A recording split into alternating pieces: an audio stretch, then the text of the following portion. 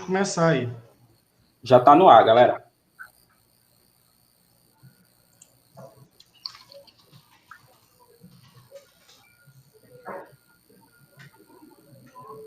Pode iniciar. Bom, muito boa noite. Nós estamos dando início à live Mineração na Amazônia, Desenvolvimento e Exploração, uma iniciativa do Grupo de Desenvolvimento Local, que é um grupo aqui do estado do Pará, que foi criado com o objetivo de debater, divulgar informações relacionadas à problemática do desenvolvimento do estado do Pará, a problemática do desenvolvimento regional e a problemática do desenvolvimento local. Eu sou o professor Eduardo Costa, a minha função na live de hoje é atuar como moderador e nós temos a presença de 3 debatedores. Professor Marco Antônio Lima, da Universidade do Estado do Pará, o professor Tiago Barcelos, da Unifespa, e o professor João Loureiro, da UFRA, de Parauapebas. Então, o tema de hoje que nós selecionamos trata justamente do contexto da mineração do estado do Pará. Não tem como falar da história do estado do Pará, de sua geografia, do desenvolvimento da sua rede urbana, das características econômicas, sociais e ambientais, sem falar na sua atividade mineral. Os últimos 50 anos, em especial, do estado foram marcadas pela história dos grandes projetos mineradores, energéticos e de infraestrutura e logística. Aliás, parte considerável, inclusive, dos investimentos em geração de energia elétrica, como é o caso da usina hidrelétrica de Tucuruí, no âmbito do programa Grande Carajás, e investimentos de infraestrutura e logística ocorreram justamente para viabilizar as atividades mineradoras. E esses grandes projetos, ou mesmo a pequena mineração que acontece no estado do Pará, como o garimpo, por exemplo, moldam não somente a nossa história, mas moldam a nossa geografia, a nossa rede urbana, como eu já disse. E o estado do Pará, nas últimas décadas, viveu um intenso movimento econômico, social, demográfico. Viu surgir e crescer exponencialmente algumas cidades, em grande parte cidades que cresceram desordenadamente. E esse crescimento desordenado criou periferias nesses núcleos urbanos eivadas de problemas sociais, exigindo, portanto, a presença do Estado para que os impactos sociais e ambientais desses empreendimentos fossem, de alguma forma, mitigados. Então, parte desse problema se explica também pelas características do processo migratório decorrente das atividades mineradoras. Portanto, estudar a mineração é entender quem nós somos, os nossos desafios como sociedade e caminhos e alternativas para a superação da nossa condição de subdesenvolvimento. Eu sempre digo nas minhas aulas, nas minhas palestras, que o subdesenvolvimento é uma questão de autodeterminação. Nós somos subdesenvolvidos porque nós não nos determinamos individual e, sobretudo, coletivamente, como sociedade, a sermos diferentes. A partir de agora, a dinâmica da nossa live se dará da seguinte forma: cada debatedor terá 10 minutos para fazer a sua exposição. Nós vamos iniciar com o professor Marco Antônio. Durante as falas dos debatedores, vocês podem encaminhar perguntas, vocês podem digitar aqui no YouTube as perguntas de vocês. Eu irei selecionar as perguntas e, ao final das 3 falas, eu irei fomentar o debate com as perguntas para os apresentadores. Bom, professor Marco Antônio Lima, que inclusive foi o criador, o idealizador deste grupo de desenvolvimento local. Ele é graduado em administração, mestre e doutor em desenvolvimento socioambiental pela Universidade Federal do Pará e também é atual professor da Universidade do Estado do Pará. Ele, como pesquisador, como professor, tem trabalhado na área de desenvolvimento regional, na área de desenvolvimento local e tem participado de inúmeros debates sobre a problemática do desenvolvimento. Como eu já disse, ele é o idealizador, o animador, o fomentador, o articulador desse grupo de desenvolvimento local, que é um grupo que congrega diversos pesquisadores e interessados, como eu já disse, na análise das problemáticas do desenvolvimento do Estado do Pará e dos municípios do Estado do Pará. Professor Marco Antônio, quero iniciar lhe fazendo uma pergunta. Nós sabemos que todas as atividades econômicas geram impactos socioambientais. E a mineração, como uma atividade extrativista, e em grande parte primária exportadora, com baixa agregação de valor e pouca internalização da riqueza e da renda, como é o caso do Pará, tem tido fortes rebatimentos na nossa sociedade. Eu queria lhe perguntar, quais seriam os principais impactos da atividade mineral no estado do Pará e quais seriam as alternativas para que nós possamos encontrar um caminho de desenvolvimento sustentável a partir da mineração? Eu lhe pergunto, é possível encontrar uma trajetória de desenvolvimento sustentável a partir da atividade mineral? Boa noite, pessoal. Boa noite aos colegas Tiago, João Paulo, Eduardo. Boa noite ao pessoal que está assistindo aí, prestigiando aqui a nossa live.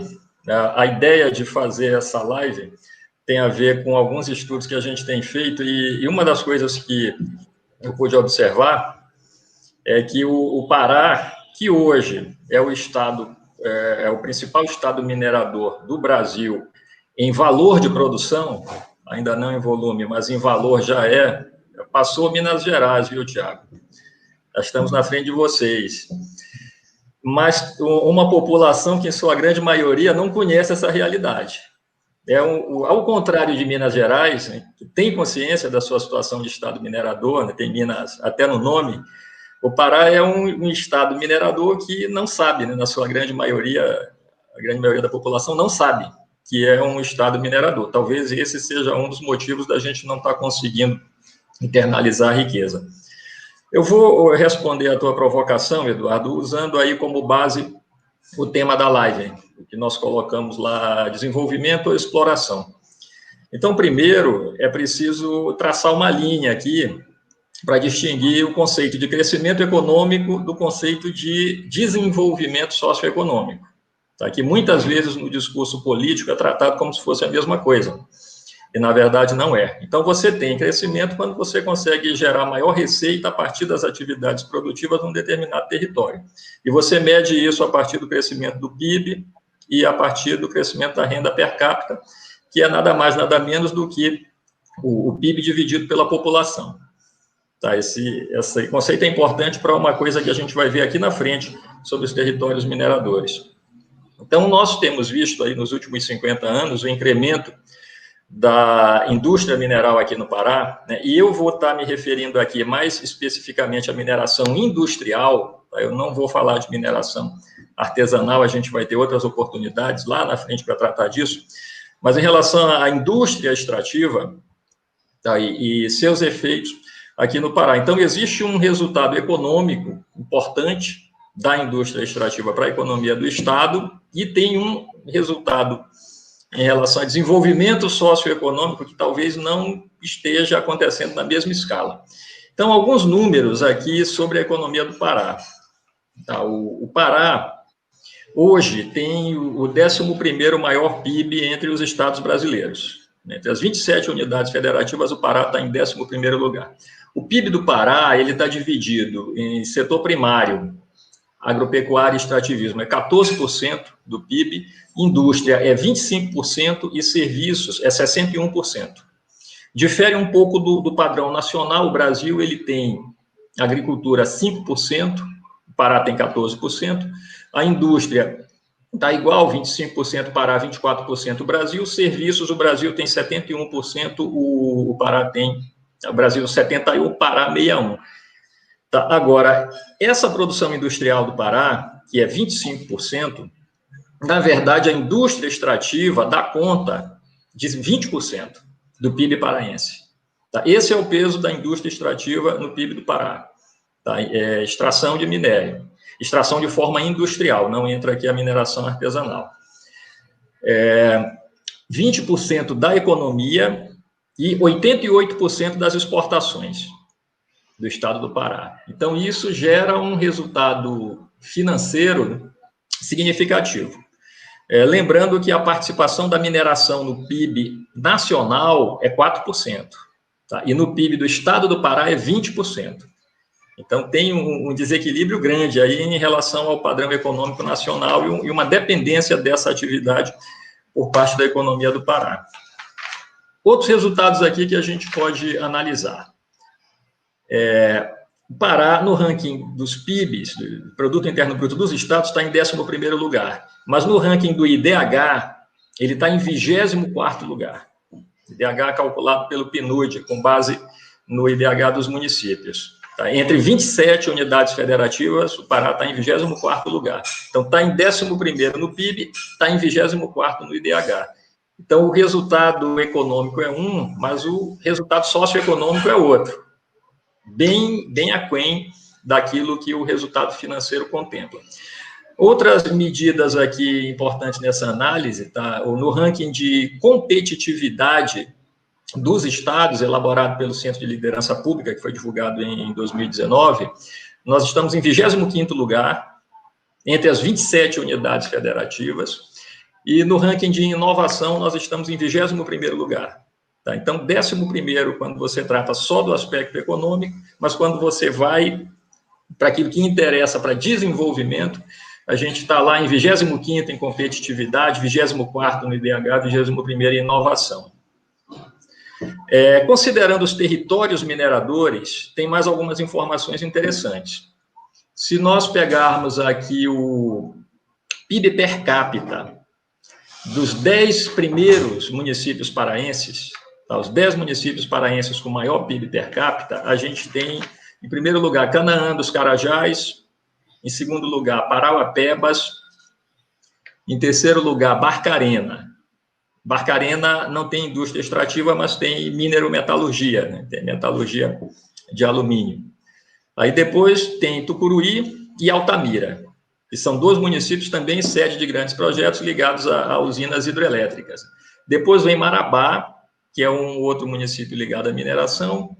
Aí vem Xinguara, agronegócio. Em 8º lugar, Oriximiná, em 10º lugar, Paragominas. Então, entre os 10 municípios com maior renda per capita, nós temos 6 municípios ligados à mineração, 6 municípios mineradores. Isso é 60% do total. Outra coisa interessante, 70% na mesorregião do Sudeste paraense, que inclui a região de Carajás, né, que é a nossa maior província mineral. Quando eu vou analisar o ranking dos municípios por IDH, a situação fica bem diferente. Tá? O primeiro lugar vem Belém, em segundo Ananindeua, terceiro Parauapebas. São os 3 municípios com alto desenvolvimento. O IDH considerado alto, isso de acordo com o PNUD. Os municípios que vêm em seguida, aí vem Santarém, Marituba, Canaã em 6º lugar. Novo Progresso, Castanhal, Redenção, Marabá em 10º. Aí já tem só 3 municípios mineradores. Isso se eu considerar Marabá um município minerador, mas a gente sabe que Marabá tem uma economia bastante diversificada. Marabá tem uma influência muito grande do setor de serviços, tem uma influência grande também do agronegócio, e não é um município tão dependente da mineração quanto hoje Canaã e quanto desde sempre Parauapebas. São apenas 3 municípios ligados à mineração. Isso se eu considerar Marabá como município minerador. Então, aquela situação de 60% de participação de municípios mineradores, quando eu falava de PIB, se reduziu a 30% quando eu falo de IDH. Então, esses números, no geral, eles estão mostrando o quê?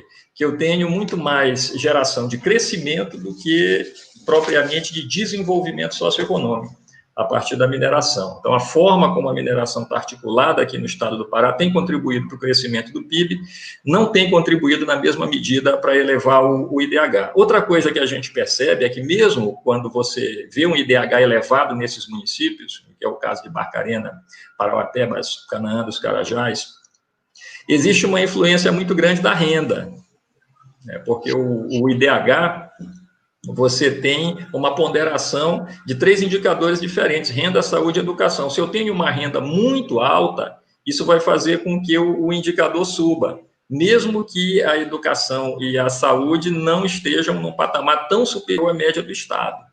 Tá? Tem que considerar isso também.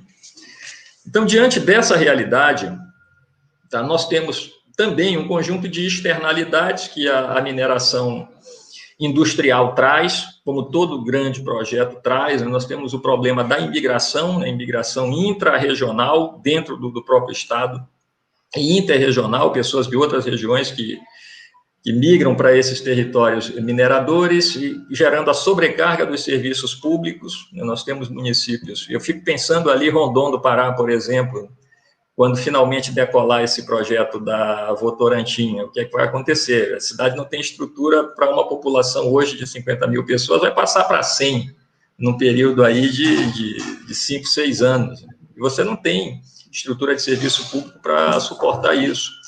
A consolidação de um perfil econômico primário exportador, dependente da exportação de commodities.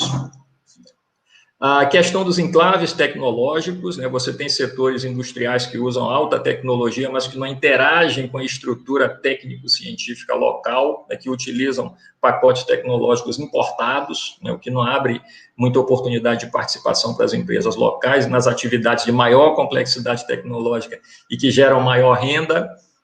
A questão da desigualdade social, né? Que é decorrente disso. Você tem também o problema da imigração de grande parte de mão de obra de baixa qualificação ou nenhuma qualificação, e também os impactos ambientais propriamente ditos, né, principalmente das bacias de rejeitos, né, nos territórios onde você tem mineração e transformação mineral.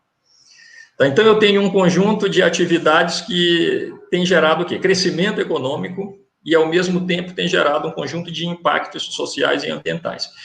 Outro problema é que a mineração industrial, quando chega, ela desarticula as relações sociais e econômicas pré-existentes. Tá? Municípios que dependiam de agricultura familiar, de outras atividades de caráter endógeno, quando os grandes projetos chegam, eles impõem uma nova realidade que desarticula as relações sociais existentes. As populações locais têm dificuldade de se integrar a esse novo contexto que é criado, mas, de alguma forma, elas acabam participando desse novo contexto econômico, muitas vezes de uma maneira marginalizada e periférica, tá? O que contribui ainda mais para aumentar a desigualdade nessas regiões. Que possibilidades, então, nós temos de desenvolver alternativas, né, para reduzir essas externalidades negativas e gerar melhoria de qualidade de vida e de preservação ambiental nesses territórios, e que tragam rebatimentos positivos para o Estado como um todo, né, contribuindo para aumentar também o nosso desenvolvimento. Eu faço duas críticas, né, em relação ao que o pessoal fala muito sobre a mineração aqui no Pará. Uma é você considerar a mineração uma atividade do setor primário. O IBGE não considera. A mineração faz parte do setor terciário. A mineração industrial, o nome já diz, é uma atividade industrial que utiliza tecnologias avançadas, que demanda inversão de capital de grande porte, né? Você tem mão de obra altamente qualificada. Então, não é uma atividade primária, é uma atividade que demanda tecnologias avançadas e uma alta monta de investimentos. E isso traz impactos no território que podem reverter em algum resultado positivo se você tiver políticas que levem a isso. Esse é o meu ponto de vista. Não é que eu ache que a mineração tem que ser banida do Estado porque ela não consegue gerar desenvolvimento. O que eu acho é que o Estado é que tem que aprender a desenvolver políticas para aprender a gerar desenvolvimento a partir da mineração, a partir do quadro que é posto. Então, a mineração é uma atividade industrial complexa, tá? Isso é ponto. Outra questão importante é o que eu chamo de mito da verticalização. A gente tinha, principalmente nos governos anteriores, nesse eu ainda não vi, um discurso de que a verticalização vai trazer o desenvolvimento do Estado, né? A verticalização da produção mineral.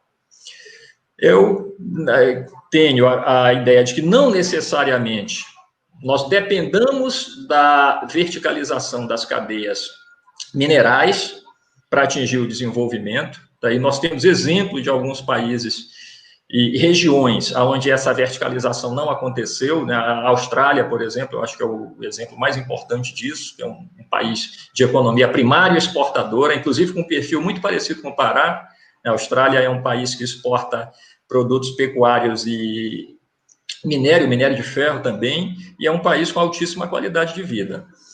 Tá? E também a gente vê que as cadeias produtivas minerais verticalizadas no Pará, principalmente a do alumínio, né, a gente tem algumas atividades aqui de industrialização do alumínio e do níquel, também níquel em Orilândia, alumínio aqui em Barcarena, e que não trouxeram desenvolvimento e melhoria de qualidade de vida significativa para a população.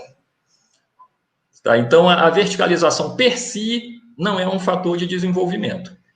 Então, eu tenho a visão de que nós precisamos promover duas grandes transformações para mudar esse paradigma social e econômico.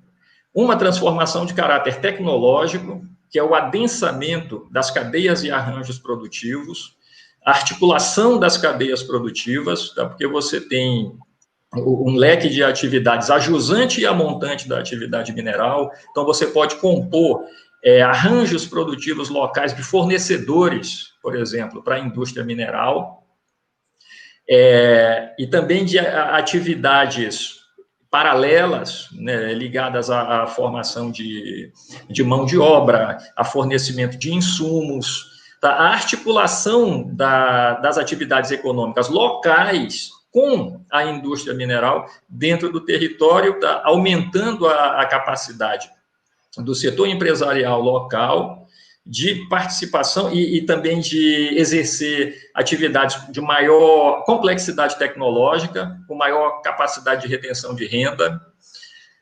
E esse é um ponto de interseção da economia local com a indústria mineral. Eu não sei como é que está o tempo aí, se estiver perto de terminar, me avisa. Ok, agora a transformação... Na verdade, você já está com 15 minutos de fala já, Marco Antônio, então... Muito bem, então vamos finalizar aqui. Mas pode concluir, por favor. A mudança do paradigma tecnológico. Agora, a mudança do paradigma institucional, que é tão ou mais importante, que é o padrão de relações sociais dentro desses territórios, de organização da sociedade civil para a formação de consensos e estabelecer objetivos de desenvolvimento, objetivos coletivos de desenvolvimento. Essa capacidade de cooperação, articulação, definição de estratégias, articulando os diferentes segmentos da sociedade, né, o setor empresarial, o setor acadêmico, o setor político local. Isso de forma coordenada, de forma integrada. Então, é uma transformação tecnológica, é uma transformação institucional. E existem dois exemplos hoje que depois a gente pode discutir mais. Aqui no estado do Pará, um exemplo que já vem acontecendo há mais tempo, que é em Juruti, com o programa Juruti Sustentável. Esse programa foi desenvolvido, a princípio, pela Alcoa, com o FGV-SES, que é o Centro de Sustentabilidade da Fundação Getúlio Vargas, e participação da Fumbio, que criou um tripé de intervenção que é baseado em 3 ferramentas. Um fórum de desenvolvimento local, que é uma gestão de governança participativa compartilhada, um quadro de indicadores de desenvolvimento e um fundo de desenvolvimento sustentável, né, para financiar os projetos. Eu estou vendo aqui, inclusive, a participação do Fábio Abdala, né, da Alcoa, que é a pessoa que está à frente desse projeto, né, que eu já tive a oportunidade de encontrar por 2 vezes lá em Juruti. Tá, Fábio, prazer contar com a sua presença aqui na nossa live. Outra experiência interessante que está começando, que ainda é incipiente, precisa caminhar bastante para chegar no mesmo ponto, agora em Canaã dos Carajás. Canaã dos Carajás já tinha uma ferramenta, que era o Plano de Desenvolvimento Canaã 2000 preciso ver as anotações, porque eu não lembro, 2035, que foi lançado em 2015, com eixos estratégicos de desenvolvimento, e que avançou agora para um outro plano, que é o Programa de Dinamismo Econômico, esse de uma forma mais participativa, prefeitura, com a Fundação Vale, a Vale e uma OS, que é a Agenda Pública. Aí você já tem as ferramentas, o Pacto por Canaã, a criação do Polo Educacional, um programa de desenvolvimento agrícola no município, o Procampo e o Distrito Empresarial. Então, essas ferramentas, para fechar aqui a minha fala, essas ferramentas de mudança institucional, por meio da participação da sociedade, processo decisório dentro do território, na minha concepção, deve buscar duas atividades principais. Uma é a articulação dos setores produtivos locais com as atividades industriais de grande monta, aumentando a sua participação e principalmente visando aumentar a complexidade tecnológica dos produtos e serviços oferecidos, e, por outro lado, a busca da diversificação econômica e criar alternativas de desenvolvimento econômico sustentável para o futuro e pensando no encerramento da produção mineral, encerramento dos minérios. A gente sabe que minério você não planta, né? Minério, quando acabou, acabou. Tá, eu estou desenhando aqui um quadro geral, né, que eu sei que o João e o Tiago já vão partir para situações mais particulares. Eu acho que já dá para a gente começar um debate aqui.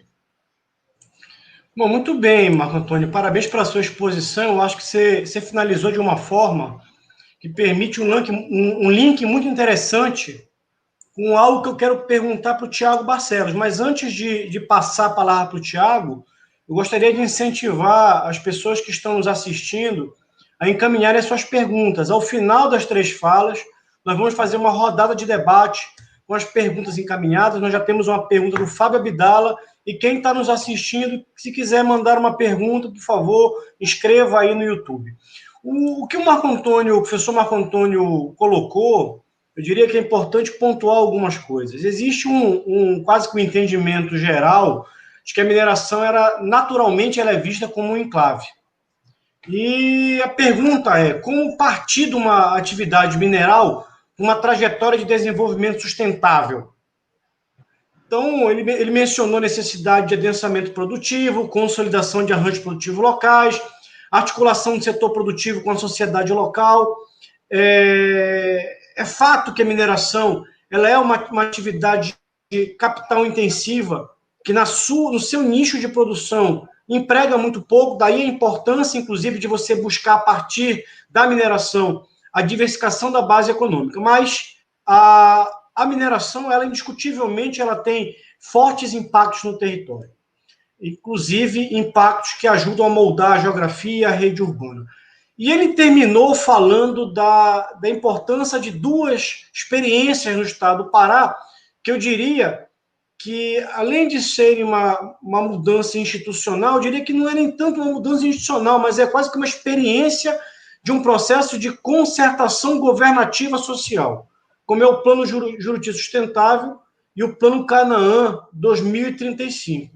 E eu me lembrei, Marco Antônio, na tua fala, quando você estava falando das instituições, me veio muito, muito forte o link com aquilo que o Dairon Acemoglu e o James Robinson, naquele livro Por que as Nações Fracassam, da explicação institucional que ele dá das instituições extrativistas e inclusivas. Em geral, o que nós vemos nos municípios mineradores é o predomínio de instituições extrativistas. Aí a tua para ir para além disso, como construir instituições inclusivas. E aí o link com a pergunta que eu quero fazer para o professor Tiago. Quando a gente fala de construção de instituições, por exemplo, inclusivas, e pensa na conformação de experiências de governança social, como Juruti Sustentável, Plano Canaã 2035, é importante entender que existem múltiplos agentes que atuam no território. Então, o professor Tiago Barcelos, que é professor da Unifespa, graduado em administração, em economia, mestre em sustentabilidade pela Universidade Federal de Ouro Preto, doutor em geografia humana pela USP, certamente tem um entendimento, a partir da sua visão como administrador, economista e doutor em geografia, de que o território ele é uma construção social, na qual múltiplos agentes contribuem. E a atividade mineradora gera impacto, e esses impactos acabam motivando atuações, divergências, consensos, pactos, disputas no entorno do projeto mineral. Eu pergunto para o professor Tiago Barcelos, quais são esses agentes e de que forma esses agentes podem impactar o território minerador?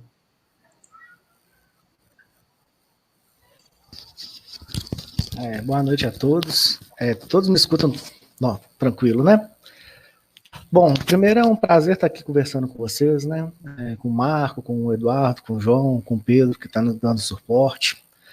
Pensando aí nessa pergunta, né? Então, assim, utilizando até das ferramentas que o Milton Santos nos traz, ele separa, né, em elementos espaciais, né? Para a gente poder entender melhor a questão do espaço do território, né?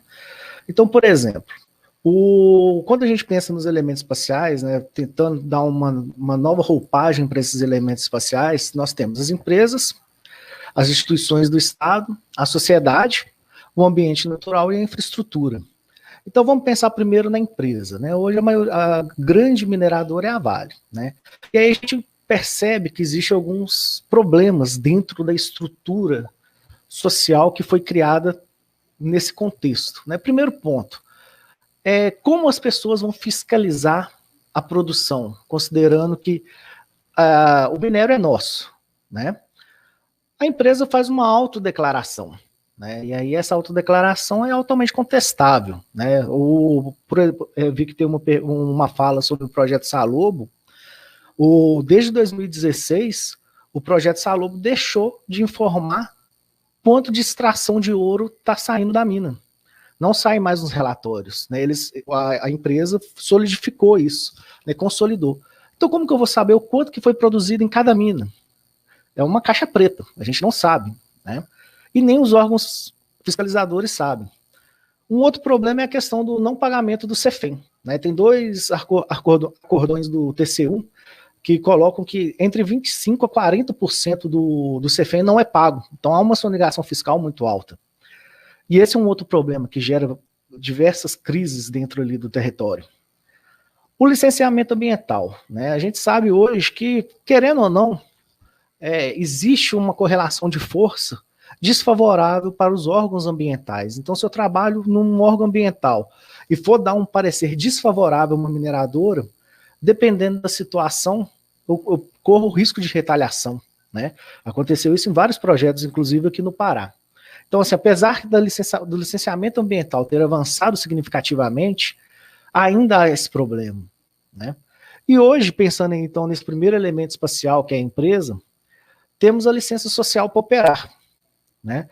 A mineração ainda não incorporou essa licença social para operar, né? Existe ainda muito desengajamento moral dentro dessas estruturas, né? E é algo que naturalmente vai ter que acontecer, né? Hoje, diferente de outras épocas, hoje há movimentos contrários a mineração, crítico à mineração, né? Isso não existia no Brasil até então. Hoje as pessoas estão críticas. Hoje as pessoas, muitos territórios pedem por territórios sem mineração, né? Então acaba que a mineração pode se tornar até uma espécie de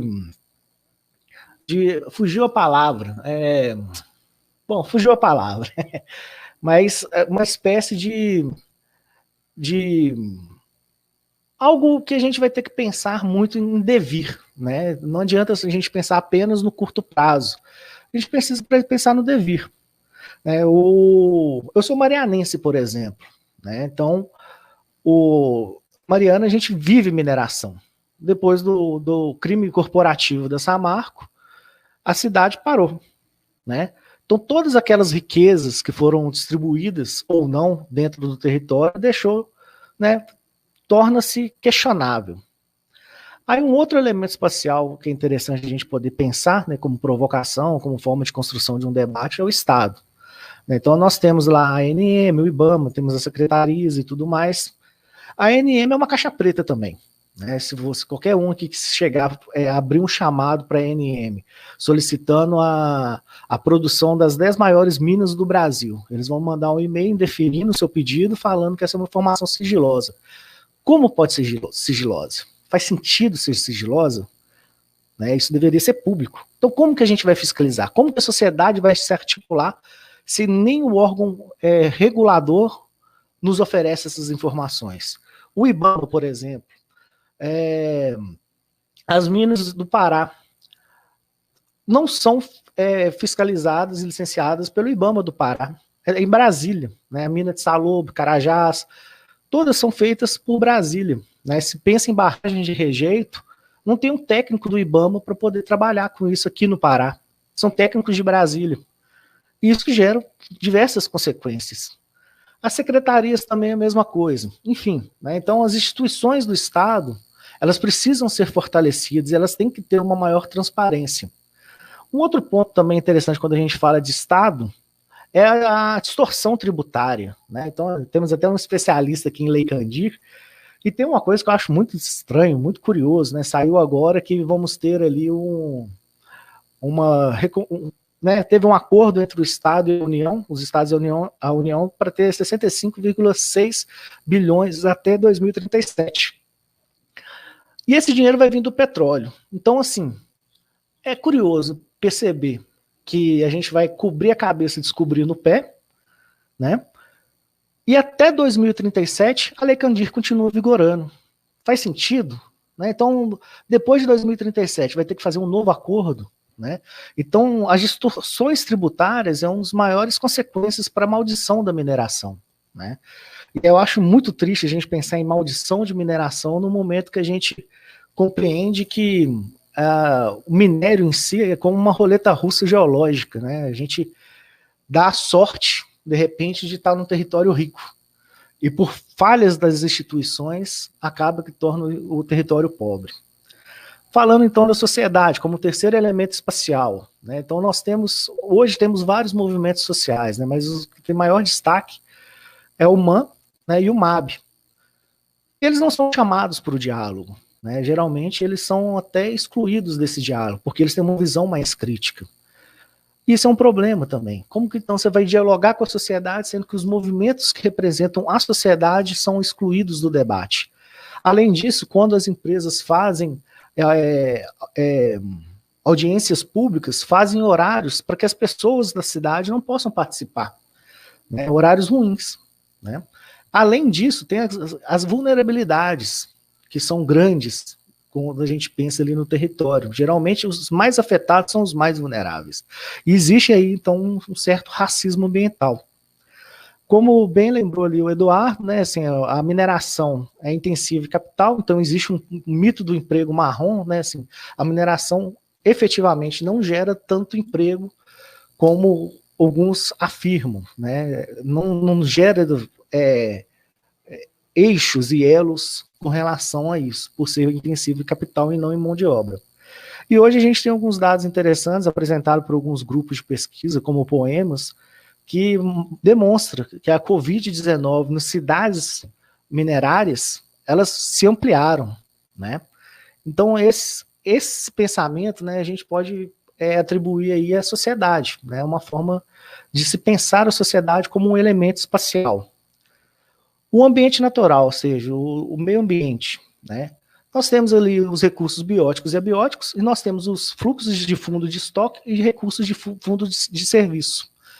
E isso aí, pensando mais na parte lá da economia ecológica, a gente sabe que a mineração, ela vai acabar, né? É um recurso não renovável. E hoje, dentro dessa perspectiva, nós exportamos minérios para importar parafuso, né? Igual a gente exporta soja para importar óleo, não faz muito sentido. O Marco comentou lá sobre Minas e Pará, né? O desenvolvimento é totalmente diferente quando se pensa ali na exportação, né? O Pará é totalmente dependente da mineração. 85% da exportação do Pará é a mineração. Enquanto isso, em Minas é apenas 48%. Então tem uma produção mais diversificada. E um outro ponto também importante quando a gente pensa nisso é que existem dentro das estruturas extrativas minerais infraestruturas, né? E essas infraestruturas são rugosidades no espaço. O que vem a ser essa rugosidade no espaço? Nós temos ali as barragens, né? Que agora todo mundo conhece muito bem qual que é o problema dessas barragens. Inclusive, várias comunidades no Pará estão sendo ameaçadas por algumas barragens. Então, dentro disso, não se sabe como descomissionar uma barragem. Ainda não se tem essa orientação. A gente não tem ideia de como vai fazer isso. Principalmente as grandes barragens.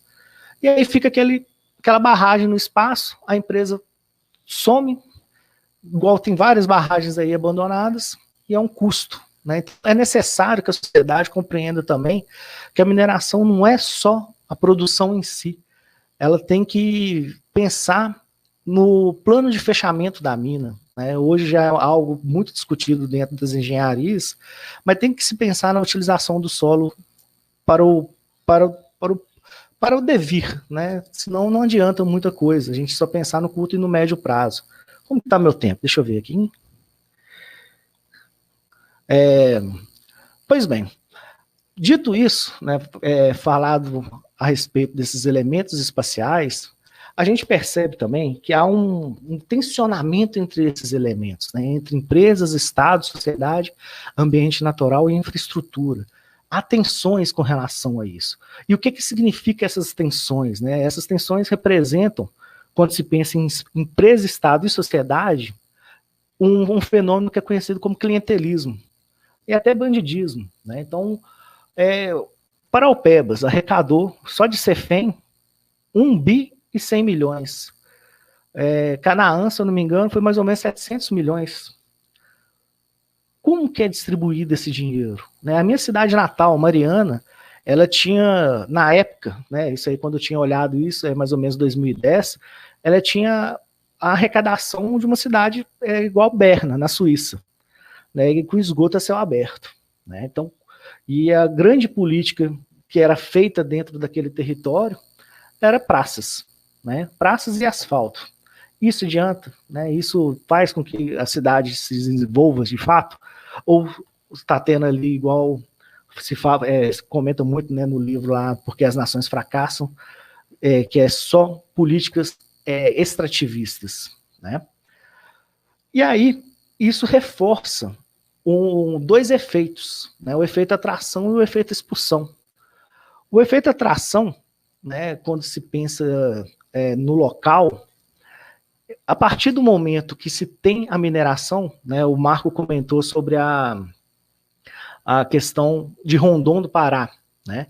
Então, chega a mineração lá, Votorantim, vai ter um momento de atração, né? Muita mão de obra vai para lá, a cidade vai expandir.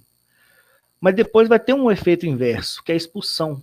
E qual que é o problema desse efeito inverso? É a expulsão dos locais. Né? Eles vão, no final, eles não conseguem se adaptar dentro ali daquele contexto. Né? Geralmente, os locais desses territórios ficam com empregos de baixa qualificação.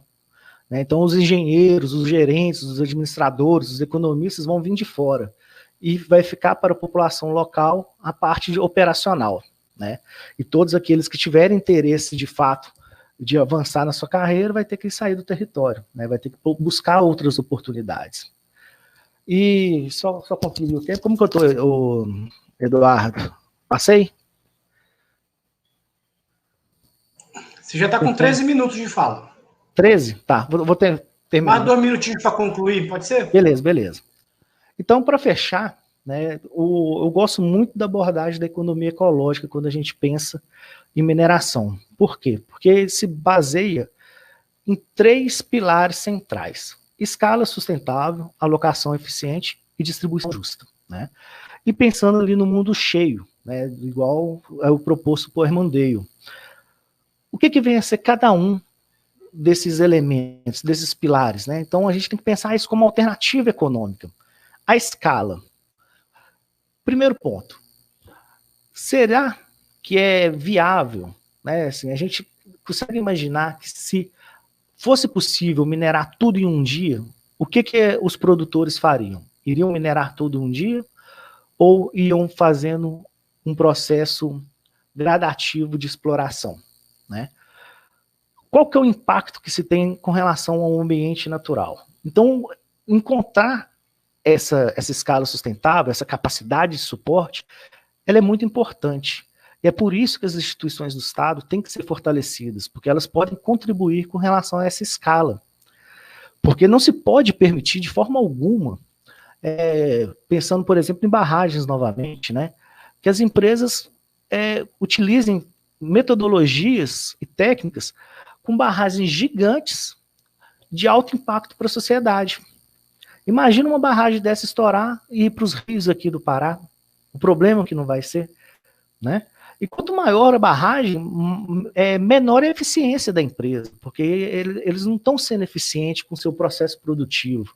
Não é à toa que muitos, até antes das barragens romperem em Minas, pensavam em minerar as barragens, né? Porque tem um alto teor ali ainda de produto.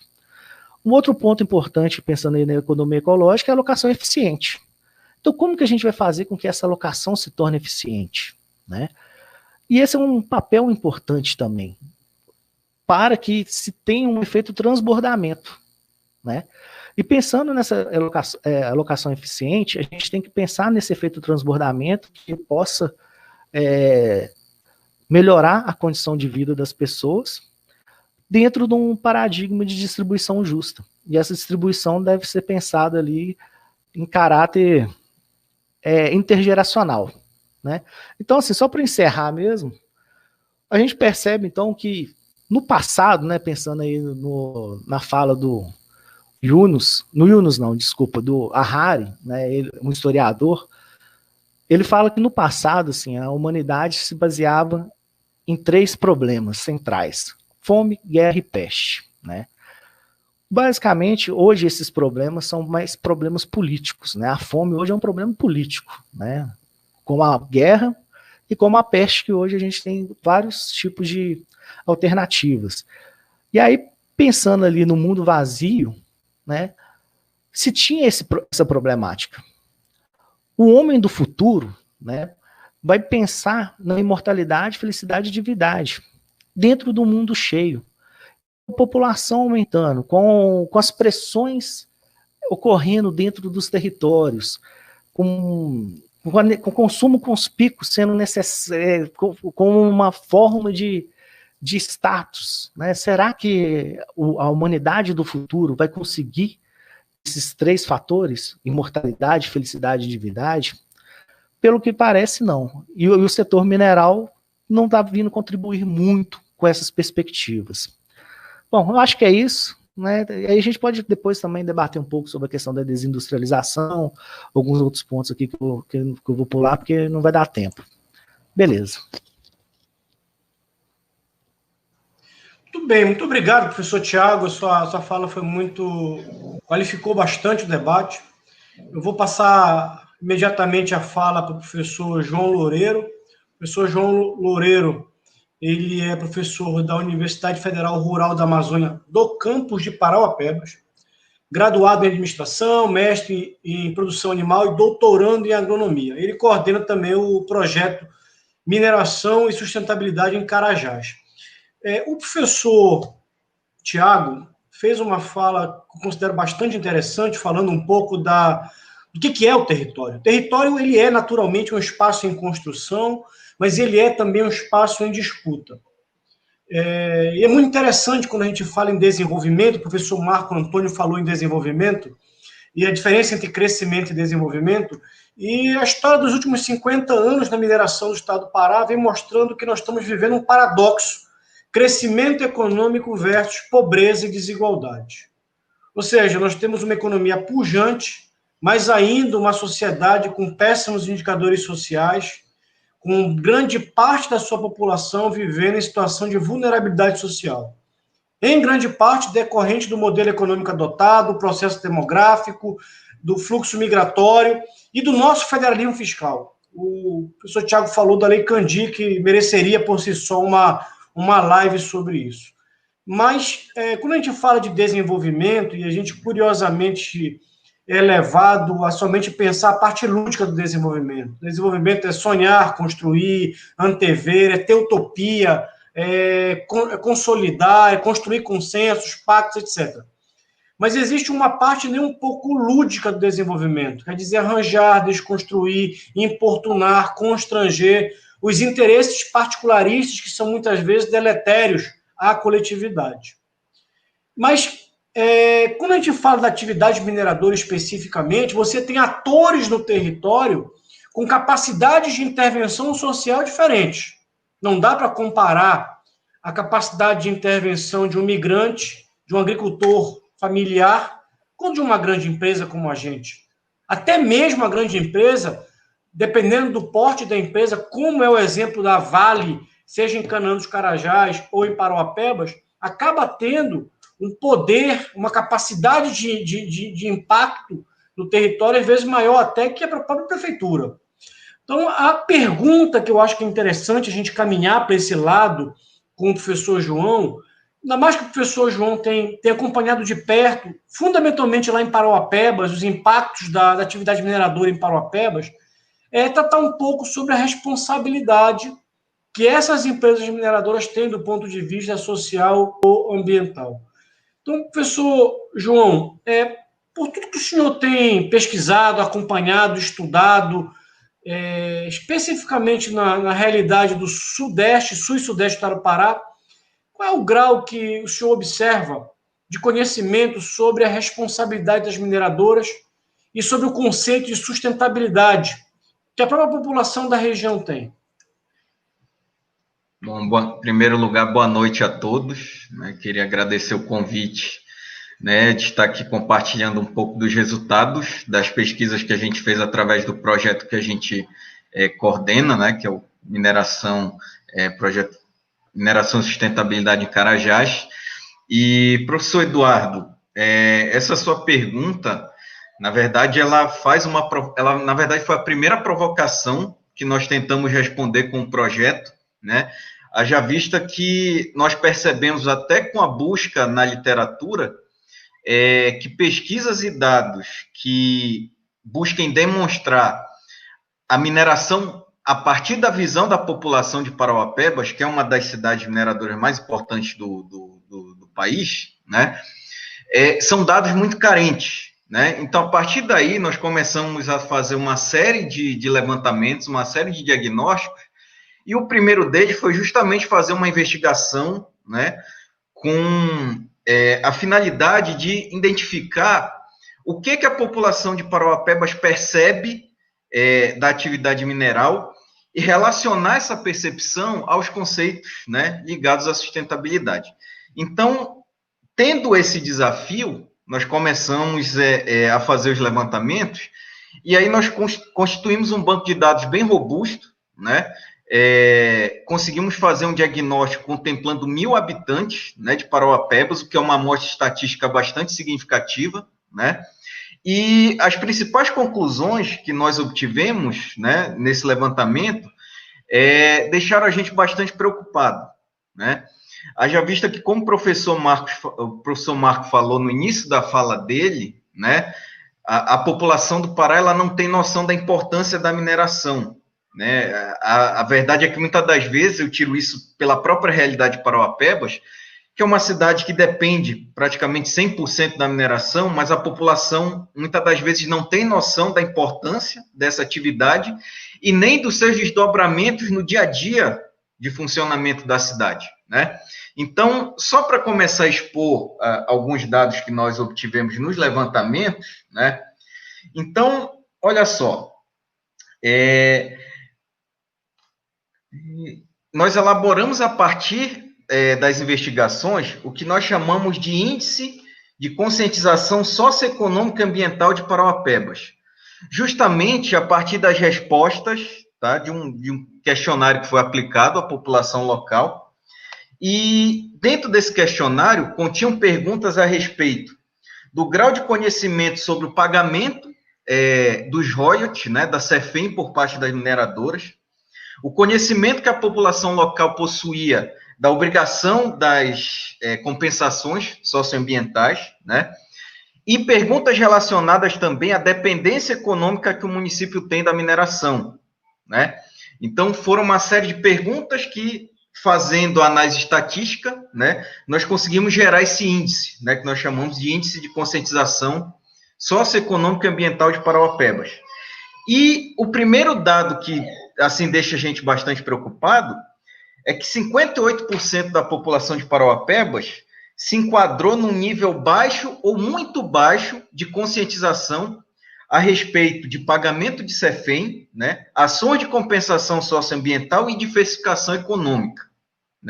Então, já é um dado que deixa a gente bastante preocupado, haja vista que é uma cidade que depende praticamente 100% da mineração, né? Como o Thiago muito bem colocou, em 2019, né, só de Cefem, Parauapebas arrecadou 1,150 bilhão de reais. É um volume de recursos extremamente significativo, né? Só que o que acontece? Quando perguntado, né, no nosso levantamento, se as pessoas sabiam dessa obrigação do pagamento da Cefem, né, 40% dos entrevistados, né, afirmou que não sabia da obrigação do pagamento da Cefem. Sabia que a cidade recebe, perfeito, mas não sabia que era algo obrigatório. Então, percebam aí, né, que é preciso, como é que posso dizer, empoderar um pouco mais a população local de um elemento da mineração que é extremamente importante no seu dia a dia, né? E fazendo recortes, né, com dados socioeconômicos que a gente obteve dentro do levantamento, aí a gente entra, né, num ponto que eu acho que é de concordância de todos nós, que é a questão da educação, né? A grande maioria das pessoas que afirmou conhecer a obrigatoriedade da Cefem ou possui nível superior completo ou está cursando o nível superior. A maioria das pessoas que declarou ter ensino médio fundamental desconheciam a obrigatoriedade do pagamento da Cefem, né? Aí, qual é a interpretação que nós fizemos desse dado, né? Que é preciso urgentemente se pensar em maneiras formais, né, dentro das políticas educacionais da cidade, de levar esse conhecimento à população. A gente não pode aguardar as pessoas chegarem até um ensino superior com 22, 23, às vezes até uma idade mais avançada, para que ela se aproprie desse conhecimento, né? Então, se a gente está falando de um município minerador, a mineração ela está contida no dia a dia da cidade. Então, não faz sentido a população local apenas tomar conhecimento de elementos tão importantes como a Cefem, como as ações de compensação socioambiental, apenas com o ingresso no ensino superior. Perfeito? É preciso se pensar maneiras de começar a trabalhar e conscientizar a população local desde muito jovem, né? Seguindo exemplos que a gente tem em outras cidades e outros países, principalmente, né? Então, a gente sabe que a formação de uma consciência, né, de um capital social, ele tem um horizonte de longo prazo. Isso não se faz de um ano para o outro, ou em uma gestão para outra, dentro de um horizonte eleitoral aí, né, de 4 anos. Então, isso é um esforço de longo prazo, que a gente precisa começar a fazer desde agora, para que a gente consiga mudar um pouco os resultados dessa consciência que a população de Parauapebas tem a respeito de temáticas importantes ligadas à mineração. Ok? Seguindo, né, nos dados que nós obtivemos, 63% dos entrevistados colocou que conhece o conceito de compensação socioambiental. 63% dos entrevistados, perfeito, colocou que conhece o conceito, correto? Porém, o que acontece, 37% desconhece qualquer ação de compensação que é feita no território de Parauapebas. Isso é um percentual extremamente significativo. Haja vista, novamente, que a ação de compensação é um elemento extremamente importante dentro da mineração. Então, o que acontece? Se a população local não está tendo acesso a informações ou a exemplos de ações de compensação, está existindo alguma falha na execução dessas ações, ou até mesmo na comunicação para que isso chegue até a população local. Tá? E aí, o que a gente percebeu dentro de algumas análises qualitativas que nós fizemos, né? Existe dentro da população de Parauapebas um problema muito sério, que muitas das vezes ela não sabe se uma determinada obra ou uma determinada ação que é voltada para a população como um todo é fruto da mineradora, principalmente da Vale, ou do poder público, né? Então, isso é bem complicado de se trabalhar também, haja vista que, levando em consideração uma série de levantamentos teóricos, né, que vocês muito bem conhecem, né?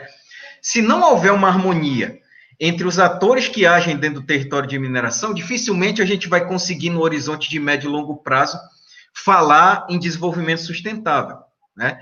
Na nossa concepção, existe uma falha hoje, principalmente na interseção que deveria acontecer entre capital privado, que é a mineradora, o Estado e a própria sociedade civil, né? A gente observa que existe uma cobrança muito grande, né, a respeito das obrigações que as mineradoras precisam obedecer dentro de um determinado território, porém, tomando como exemplo a realidade que nós temos em Parauapebas, que nós identificamos dentro dos nossos levantamentos, né, o que acontece? Os outros atores, que é o poder público e a sociedade civil, a gente não vê uma cobrança tão grande, né?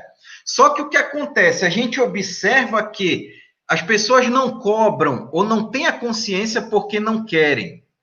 É porque muitas das vezes, né, o estudo comprova isso, ela só vai ter acesso àquele conhecimento sobre mineração e as suas particularidades quando ela tem acesso ao ensino superior ou quando ela trabalha numa mineradora ou em uma terceirizada, né? Então, percebam o seguinte,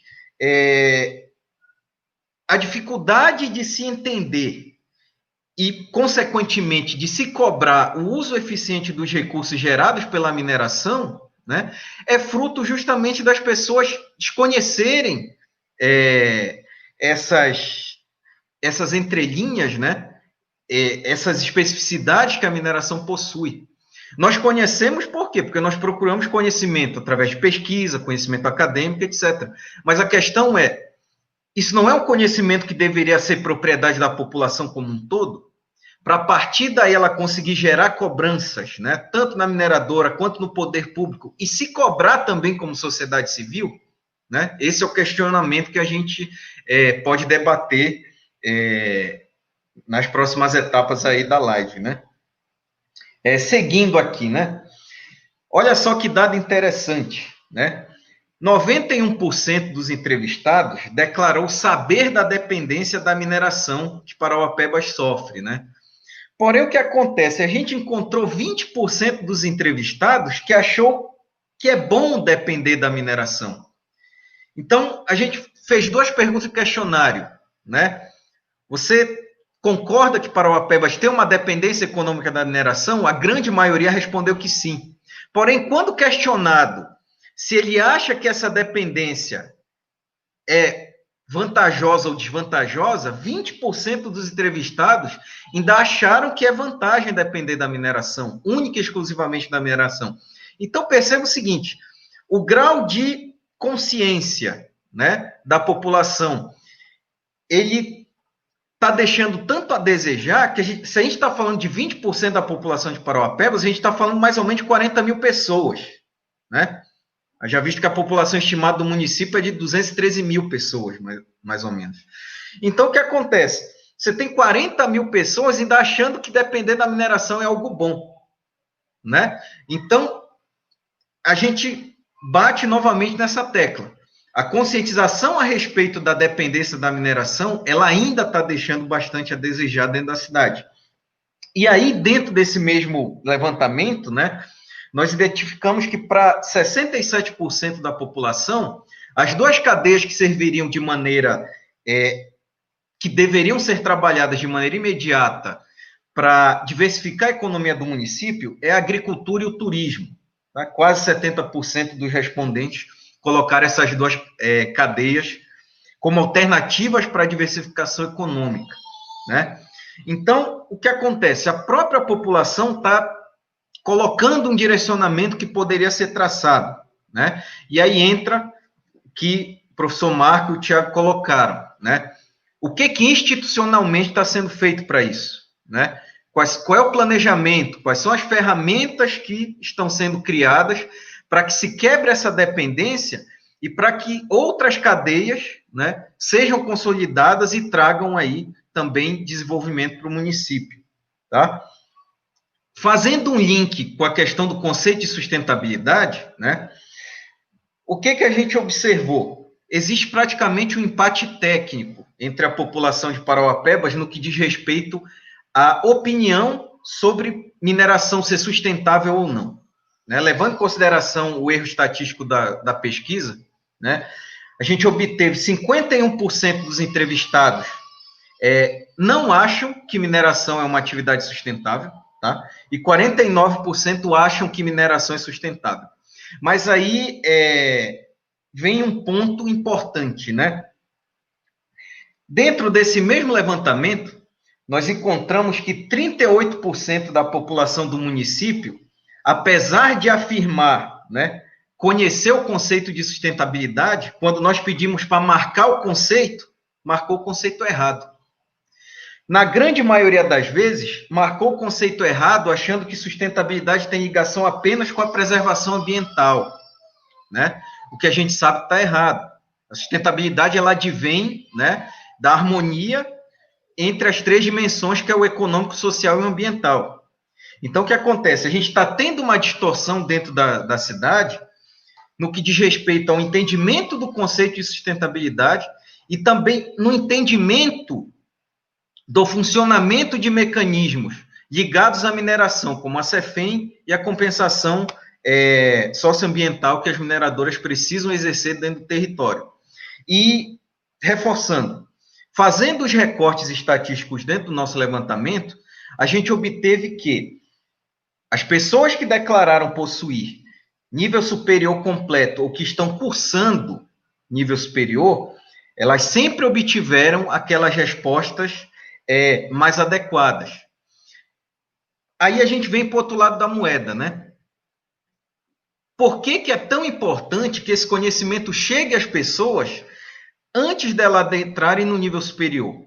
Primeiro, como eu já falei anteriormente, a pessoa adentra ao ensino superior com uma idade aí 20, 21 anos, um pouco menos, mas o que acontece? Por que não começar a trabalhar esses elementos, começar a trabalhar aspectos, conceito de sustentabilidade, especificidade da mineração, um pouco antes, não é? Porque o que acontece? Se a gente levar em consideração que a população universitária de Parauapebas hoje gira em torno de 6 mil pessoas, é um quantitativo muito pequeno para ter acesso a informações que estão se mostrando muito estratégicas para que a pessoa tenha um grau de consciência melhor a respeito de sustentabilidade e mineração dentro da cidade.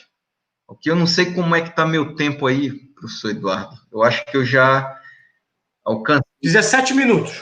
7 minutos, né? 17 minutos. Já. Perfeito. Então, só para encerrar minha fala, a gente acredita que a mineração, para ser um elemento propulsor do desenvolvimento, levando em consideração o que a gente conhece de Parauapebas e o que os nossos levantamentos têm mostrado, é que se precisa urgentemente trabalhar de uma maneira conjunta os três atores principais dentro de um território de mineração: sociedade civil, capital privado e poder público. Enquanto a gente não tiver harmonia desses três atores, vai ficar muito difícil da gente conseguir planejar um território mineral desenvolvido de maneira sustentável. É isso.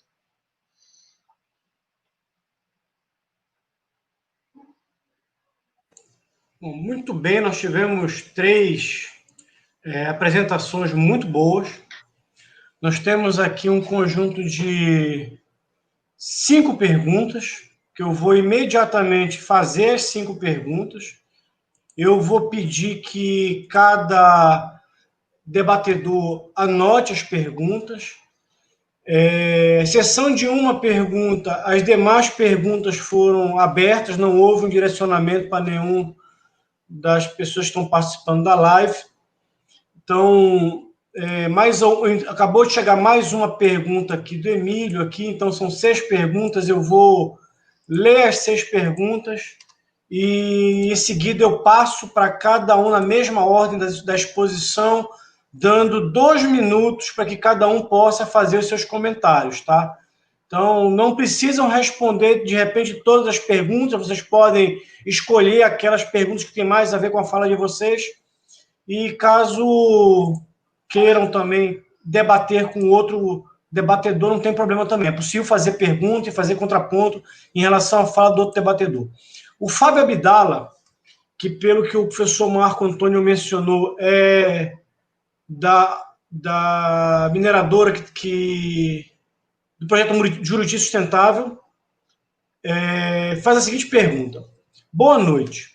Importante essa conversa. Uma pergunta. Qual município, região, seria um bom exemplo, um bom caso de conversão da renda mineral em diversificação econômica? Primeira pergunta.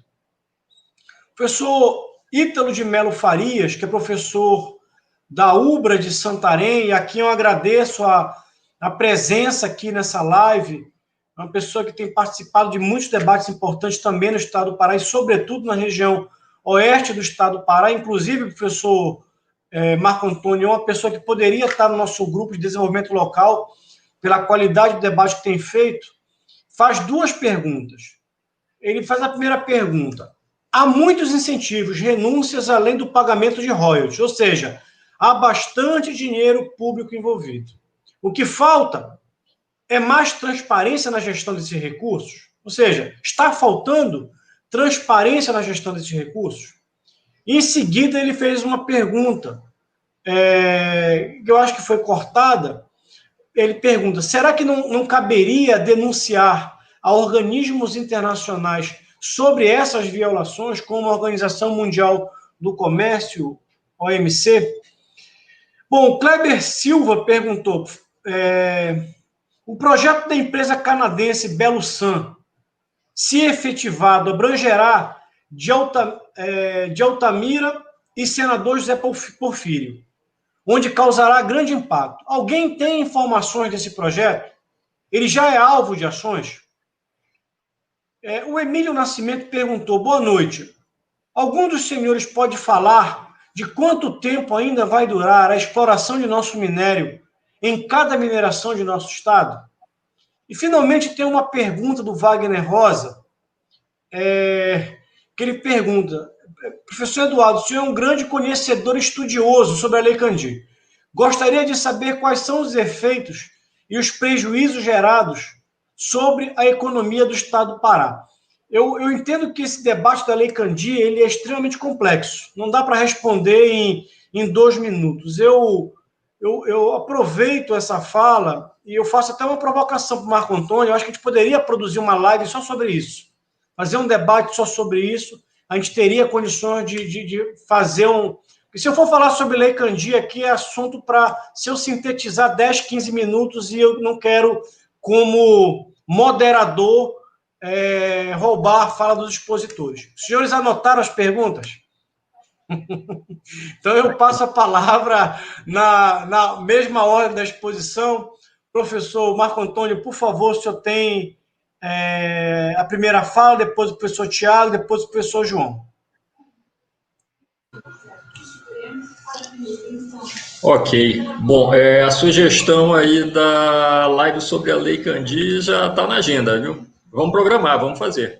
Acho que é um debate muito importante. Não pode deixar de ser feito. É muita pergunta para responder em pouco tempo, né? A pergunta do Fábio, né? Quero aproveitar e mandar aqui um grande abraço para o Fábio. Olha, eu sempre falo para as pessoas aqui que o melhor exemplo que eu encontrei até agora de plano de desenvolvimento em um território impactado pela mineração é Juruti. Tá? Foi o que eu conheci e é onde eu vi um desenvolvimento melhor, né, das coisas. Não tenho muita informação sobre resultados recentes, né? Ultimamente eu não tenho estado tão voltado para o estudo desses temas, tá? Mas eu citei aqui 2 exemplos, um foi Juruti, que é um exemplo mais consolidado, e o outro foi Canaã, que é um exemplo ainda incipiente. Agora, é preciso a gente lembrar que existe uma diferença. Você tem uma realidade prévia, uma realidade que é anterior à instalação dos grandes projetos. Eu comentei aqui que os grandes projetos costumam desarticular os ambientes, desarticulam as relações sociais e econômicas. Mas você tem um quadro social que é anterior, que é dado, e com um conjunto de tensões e de problemas que muitas vezes os grandes projetos só vêm agravar, A gente viu agora Altamira, durante algum tempo, ser considerada a cidade mais violenta do Brasil, no município com mais de 100 mil habitantes, mais violento do Brasil, mas a violência não é uma novidade naquela região. Então, essas tensões sociais, elas já existiam. A desarticulação socioeconômica provocada pelos grandes projetos, muitas vezes ela vem agravar as tensões que já existiam, como eu falei que a pandemia chegou e acelerou tendências. Então, os grandes projetos, eles costumam ter esse efeito de, na verdade, ampliar a escala de conflitos já existentes anteriormente. Tá? Eles não são trazidos pelos grandes projetos, eles são agravados. Então, existe uma realidade econômica, por exemplo, em Canaã dos Carajás. Canaã dos Carajás foi criado, o município foi resultado de um projeto de colonização agrícola, tá, voltado para a pecuária. Não foi um município que surgiu a partir da mineração, o povoamento não ocorreu a partir da mineração. O município, sim, a criação do município é resultado de um impacto da mineração, como, inclusive, a grande maioria dos municípios do sudeste do Pará. Tá, o desenvolvimento da mineração industrial, ele provocou aí uma multiplicação de municípios no sul e sudeste do Pará. Mas esses municípios, eles têm uma vida econômica, né, social e econômica anterior. Então, Canaã, por exemplo, ele tem essa origem agropecuária. Então, é uma tendência de diversificação econômica natural, tanto que é um dos eixos de desenvolvimento previsto dentro desse planejamento territorial que está sendo feito lá. Já no caso de Parauapebas, a situação é mais complicada, porque o município nasceu da mineração. Tem uma colega nossa, Maria Amélia, que dizia que Parauapebas é a Sudbury brasileira, né? Sudbury é a grande metrópole mineral do Canadá, né? Uma cidade que nasceu da mineração. Então, Parauapebas tem também esse lance, tem essa pegada de ser uma cidade que nasceu e se desenvolveu totalmente em torno da mineração. Então, fica mais difícil a gente pensar nas possibilidades de diversificação. Tá, mas, além desses, você tem outras realidades. Você tem Marabá, por exemplo, que é um município polo, com uma economia diversificada, com uma estrutura de comércio e serviços que é muito forte, com uma vocação agropecuária muito forte também. Então, você tem essa realidade em outros municípios, né, de você ter outras atividades que também podem ser desenvolvidas. O problema é você ter um processo de planejamento territorial para isso. Uma das coisas que eu sempre falo é que você não precisa e não deve planejar os territórios a partir da mineração ou a partir dos grandes projetos. Você tem que ter um planejamento estratégico para o desenvolvimento territorial, de desenvolvimento do território, independente do tipo de atividade econômica de grande impacto que vai surgir ali. Tá? Porque a gente não pensa no desenvolvimento dos territórios de forma estratégica. Pouquíssimas cidades aqui no Pará têm algum tipo de planejamento nesse sentido. Então, elas ficam à mercê dos projetos quando chegam. Então, chega um projeto mineral, vou voltar aqui mais uma vez para o caso lá de Rondon, né, que é onde está o campus da Unifespa, que ficam os cursos lá da área socioeconômica, que é uma cidade que tem uma história voltada para a pecuária, voltada para a agricultura, e que com a instalação de um projeto muito grande que está previsto para lá, né, que é Votorantim, produção de alumina, tá, isso, quando se concretizar, vai mudar totalmente o quadro socioeconômico da cidade. O simples fato da Votorantim começar a fazer pesquisa, por exemplo, já fez disparar o preço dos aluguéis, e expulsou grande parte da população para a periferia, porque ninguém conseguia mais morar no centro da cidade. Então, foi só pensar em mineração que você já teve esse impacto. Então, esses impactos acontecem. E hoje você não vê nenhum tipo de ação de gestão pública no sentido de planejar o futuro da cidade, com mineração ou sem mineração. Se houver mineração, a gente vai aproveitar esses recursos como? Vamos avançar aqui. O Ítalo fez uma pergunta importante aqui, que é a questão do dinheiro. Tá, você tem 3 grandes fontes de recursos. Você tem as compensações socioambientais, que são resultados do processo de licenciamento. Você tem os royalties minerais, e você tem também os investimentos diretos feitos pelas empresas. A gente vê muito investimento direto feito pela Vale em Parauapebas, muito investimento direto que está sendo feito em Canaã dos Carajás agora, muito investimento direto que já foi realizado em Paragominas, lá no caso da Hidro. Tá? Essas fontes de recursos, elas geralmente são empregadas de forma dispersa para resolver problemas pontuais. Mas a minha proposta sempre foi a seguinte: você criar um fundo de desenvolvimento, esses recursos vão para o fundo, você ter um mecanismo de gestão compartilhada desses recursos, ter um fórum ou um conselho de desenvolvimento sustentável com representantes dos diversos segmentos da sociedade, da academia, do empresariado, da sociedade civil organizada e do setor político, tá? Para que você possa, de forma participativa e democrática, prever a alocação dos recursos desse fundo dentro de um planejamento estratégico do desenvolvimento territorial e a partir de um diagnóstico da realidade do território. Tá? Então, a transparência ela já viria dessa forma democrática de gestão. Tá? E hoje, pouquíssimas situações em que a gente vê esse tipo de coisa acontecer. Geralmente, você não tem controle sobre o recurso, porque não existe a consciência das pessoas, o volume de recursos que os municípios recebem e que o próprio governo estadual também recebe. Então, esse recurso que deveria estar sendo empregado na diversificação econômica e na articulação das cadeias produtivas, ele está sendo destinado para outros fundos, às vezes até para contratar banda da Bahia para tocar no carnaval, tá? E muito pouca coisa voltada para o desenvolvimento do território. Em relação ao tempo de exploração, isso segue a lógica de mercado. Tá? Então, se a gente tiver novas crises econômicas, uma coisa que eu brincava, eu dizia em relação ao futuro da região de Carajás, se a gente tiver uma crise econômica, a tendência é que a mineradora passe a explorar mais rapidamente os recursos, tá? Como o preço baixa, então ela tem que produzir um volume maior, para conseguir compensar a queda de receita. Mas se a gente tiver uma elevação do preço, ela também vai aumentar a exploração para conseguir aproveitar esse momento de alta dos preços. Tá? Então, antigamente, na época da descoberta dessas grandes jazidas, se falava em períodos de 100 anos, 200 anos, 300 anos de exploração.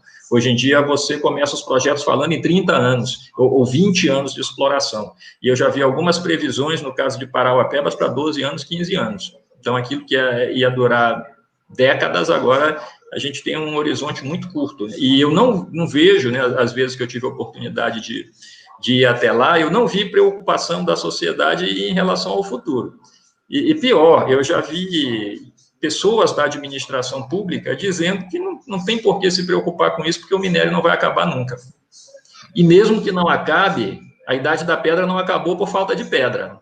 Pedra sobra aí, mas a idade da pedra já passou. Então, a gente um dia vai deixar de depender de minerais e de recursos não renováveis, tá? E existe um encaminhamento nesse sentido, e esses territórios, eu acredito que, inclusive, que a mineração não vai acabar por falta de minério, né? Não por exaustão das jazidas, e sim simplesmente porque você pode encontrar outras fontes de recursos mais interessantes e sustentáveis.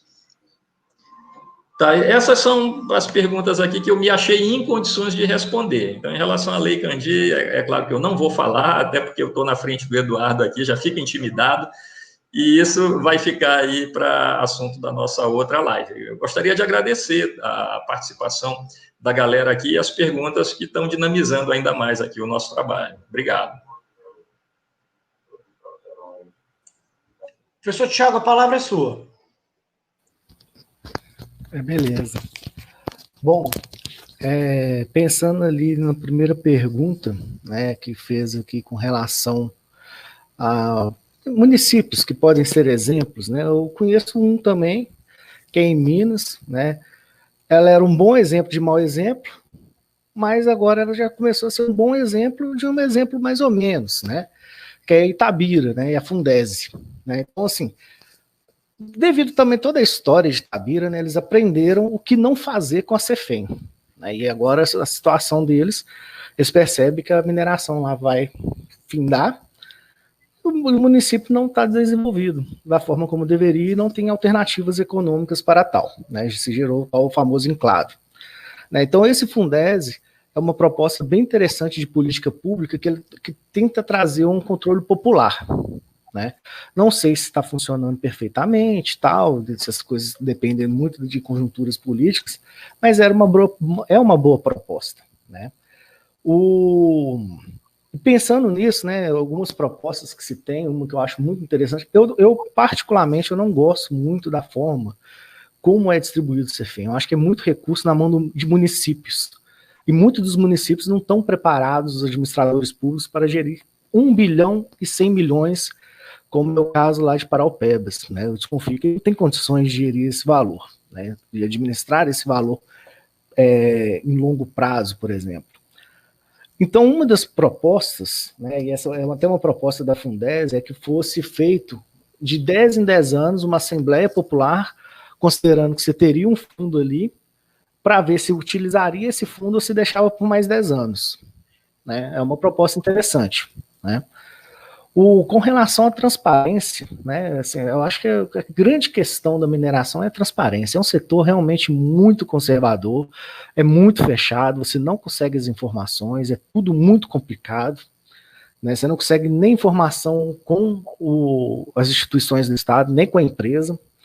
Né, então, assim, a transparência é um ponto elementar. Né, então, para ter uma participação soberana, né, da sociedade, tem que ter essa transparência. A gente não sabe para onde o recurso está indo. Né? Então, eu não sei para onde o recurso de Marabá está sendo alocado, como eu não sei de Mariana, como eu não sei de Paraupebas. Isso não tem um selo, né? não tem uma destinação compulsória. Né? Então, assim, cada administrador público vai fazer da forma que ele quiser.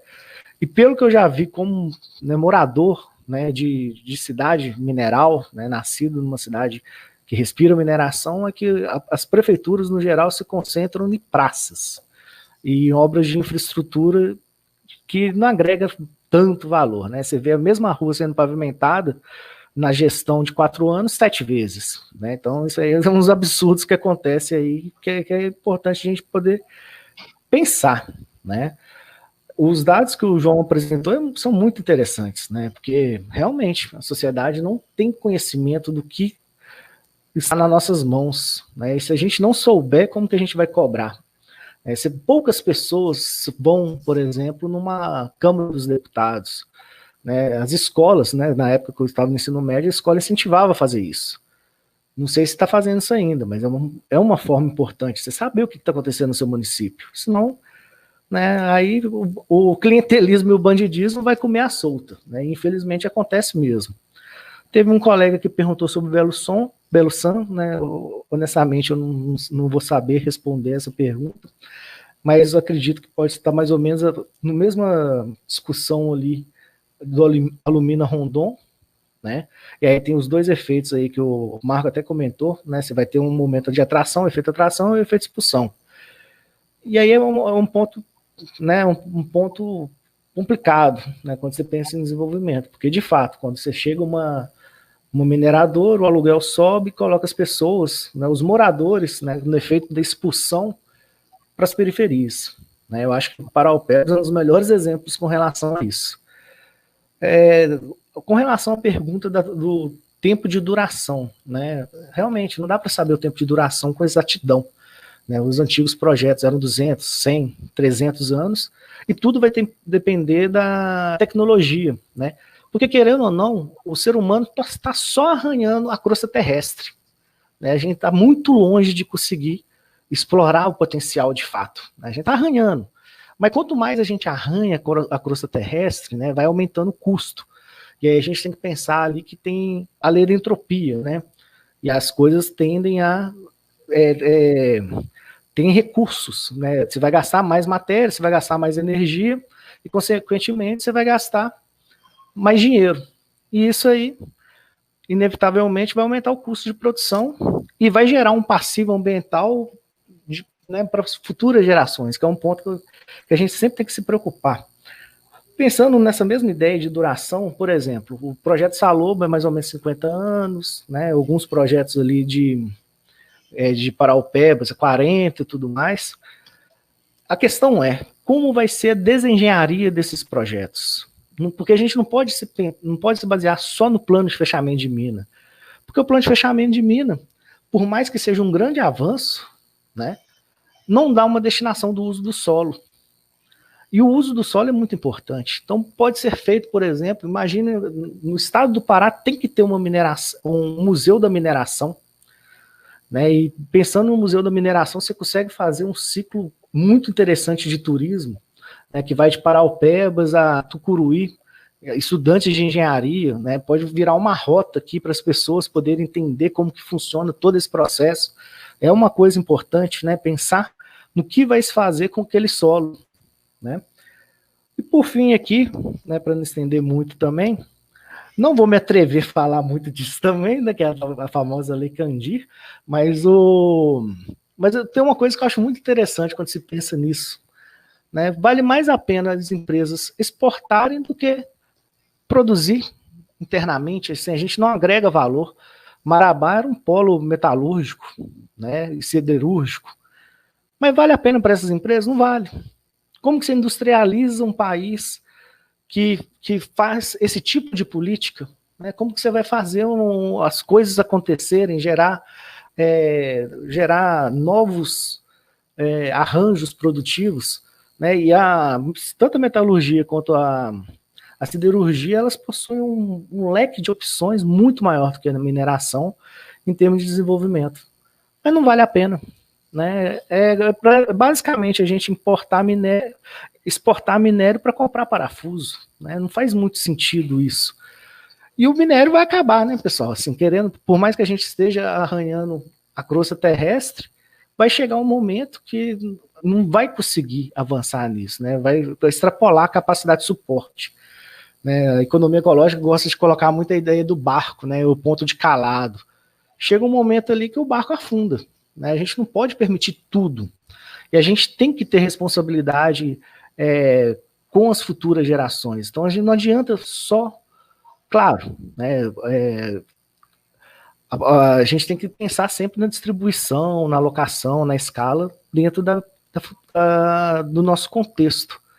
Mas não permitir, né, não criar mecanismos para que se protejam aqueles que ainda nem nasceram, né, por causa de consumo conspícuo, por exemplo, é um grave problema, é um grave erro. Né? Então a gente vai consumir pelo nosso prazer de forma conspícua, ou seja, assim, de forma supérflua, a gente está gastando mais recurso, está gastando mais energia, isso vai acabar, né? A lei da entropia demonstra isso. E aquelas pessoas que vão vir lá no futuro não vão ter as mesmas condições. Né? Eu acho que o sonho de todo mundo aqui, provavelmente muitos são pais, mães, é deixar condições de vida melhor para os seus filhos. E a tendência é a gente deixar condições muito piores para as futuras gerações. Esse é um ponto aí que a gente tem que sempre pensar. Professor João, a palavra está contigo.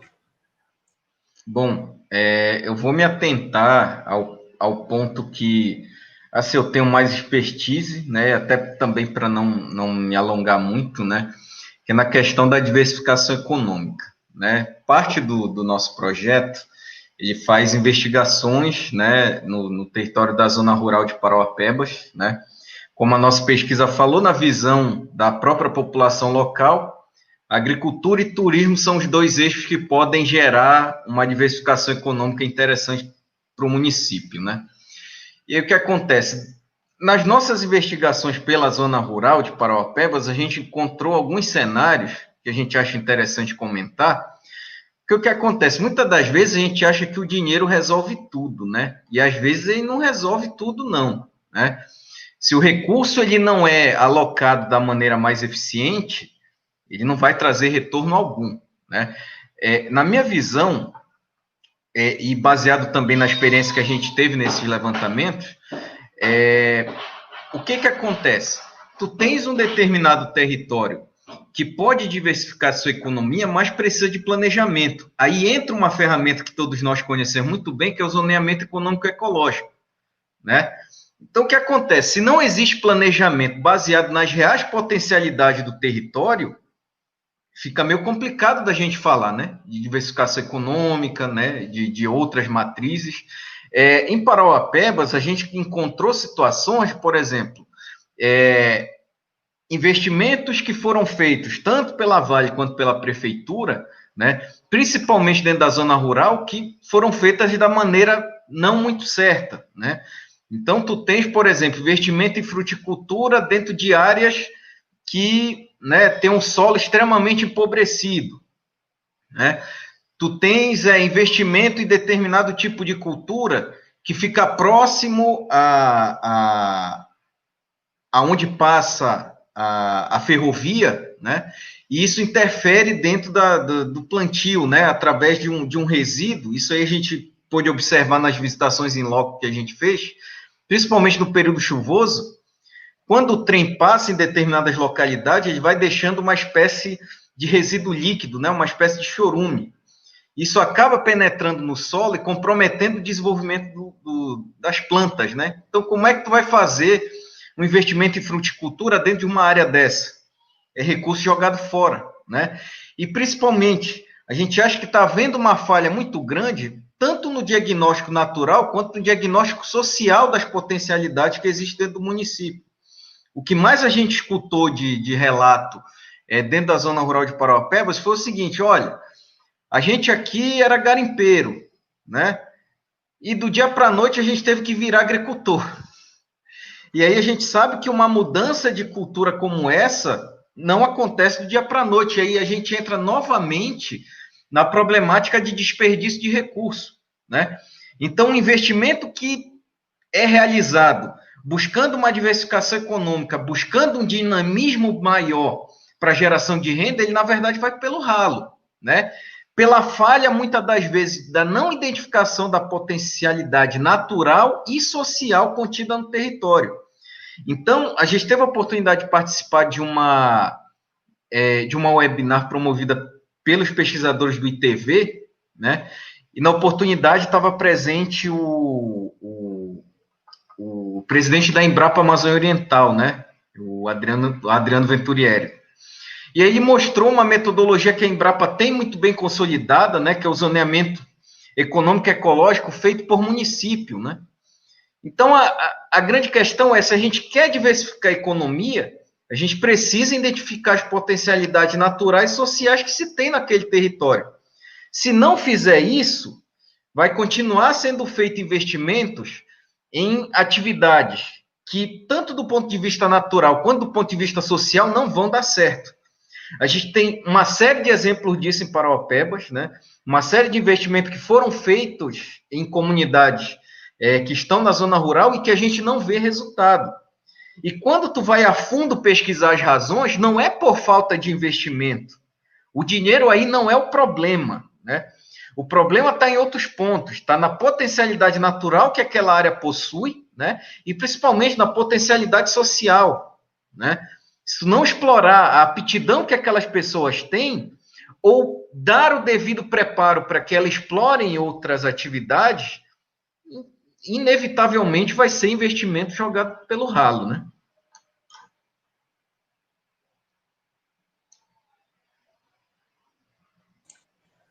Muito bem, nós estamos com 1h e 37 minutos de live. Eu entendo que esse é um assunto que mereceria um debate muito mais profundo, muito mais longo. Cada uma das apresentações que foram feitas aqui mereceria um debate mais aprofundado, mas eu parabenizo o Grupo de Desenvolvimento Local por estar tornando esse debate público, estar provocando esse debate e essa agenda. Como eu disse em determinado momento da live, o Pará é um estado que logra uma trajetória histórica, econômica e social de um paradoxo: crescimento econômico versus pobreza e desigualdade. Durante os últimos anos, tivemos anos de intenso crescimento econômico e vultosos investimentos. Bilhões de reais em investimentos feitos no estado do Pará. Fundamentalmente em 3 áreas: geração de energia elétrica, mineração e infraestrutura e logística. E, entretanto, esses investimentos não conseguiram se materializar na melhoria efetiva da qualidade de vida da população do estado do Pará. E essa reflexão sobre a mineração é importante. Alguns pontos foram colocados aqui que, para mim, são fundamentais. Primeiro, algo que há pouco tempo não se discutia, mas eu acho que está entrando na agenda: a importância de nós debatermos as instituições. E aí vale a pena fazer o debate das instituições. As instituições são construções sociais. Sociedades subdesenvolvidas consolidam instituições extrativistas. Sociedades desenvolvidas consolidam instituições inclusivas. E aqui eu estou capturando as ideias do Darren Acemoglu e do James Robinson. A Lei Candir, por exemplo, é um grande exemplo de uma instituição extrativista, que consolida, convalida e condena o Estado do Pará à perpetuação de uma periferia em nível nacional, ao subdesenvolvimento e à desigualdade regional. Justamente por algo que alguém falou aqui, mencionou, funciona como uma política industrial às avessas. Em vez de incentivar a agregação de valor, a verticalização da produção, incentiva a exportação de bens primários semi-elaborados com baixa agregação de valor, deixando impactos sociais e ambientais para o Estado e municípios sem que haja uma devida arrecadação em termos tributários para fazer frente à mitigação dos impactos sociais e ambientais. E muitas vezes a gente age até intelectualmente repetindo mantras que são facilmente derrubados, como, por exemplo, não se exporta imposto. Muitas vezes eu ouvi isso de pessoas, inclusive setor produtivo, da academia, e não se exporta imposto de produtos industrializados, mas produtos primários e semi-elaborados que geram impactos sociais e ambientais. Você precisa, sim, tributar, como o Canadá faz, como a África do Sul faz, como a Austrália faz, e usa a atividade mineradora como um mecanismo de alavancagem da sua economia.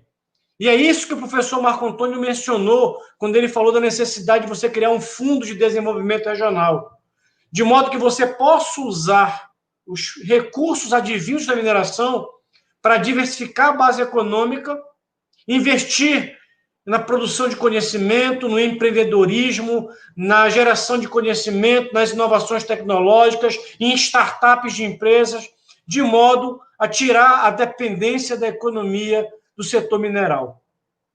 Mas, quando a gente fala e estuda sobre desenvolvimento e subdesenvolvimento, a gente sempre aprende que essa é uma problemática multidimensional. Envolve aspectos econômicos, envolve aspectos sociais, ambientais, envolve aspectos institucionais e políticos. E a gente tem, às vezes, o vício de olhar apenas para um quadrado disso, quando essa questão ela é sistêmica. Então, eu diria que nós precisamos enfrentar isso. Essa é uma problemática que está para além de um debate meramente econômico, um debate social, é um debate, portanto, institucional, mas é, sobretudo, um debate político.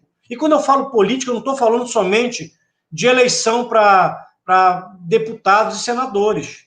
Quando eu falo um debate político, é um debate político no sentido da sociedade participar mais ativamente da res pública, de exercer o controle social, de participar de fórum de discussões, de conhecer os seus problemas, como a importância, por exemplo, da atividade mineradora no município ou a obrigatoriedade do pagamento de determinadas taxas e contribuições, como é a CEFEM, por exemplo.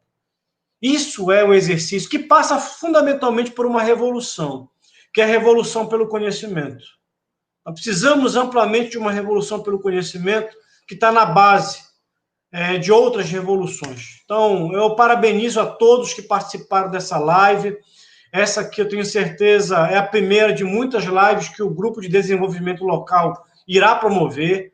Quero, mais uma vez, enaltecer e destacar a liderança do professor Marco Antônio, que foi o criador deste Grupo de Desenvolvimento Local, é hoje um grande fomentador dos debates. Agradecer a participação do professor Tiago, do professor João, que são colegas de grupo, num grupo que a gente tem o privilégio de debater, de interagir. Nós não precisamos concordar com tudo. Muitas vezes temos opiniões divergentes sobre determinados conceitos, mas nós temos respeito e entendemos que muitas vezes na dialética todos nós crescemos. E é isso que nós precisamos no Estado do Pará, debater mais sobre os nossos problemas, fomentar mais esse debate com a sociedade. Certamente com isso nós conseguiremos provocar a mudança que nós tantos queremos.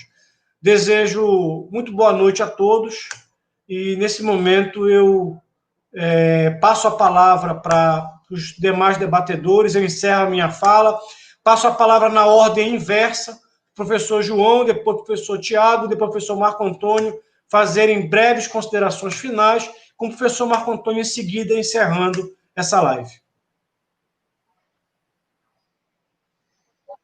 Bom, obrigado, professor Eduardo.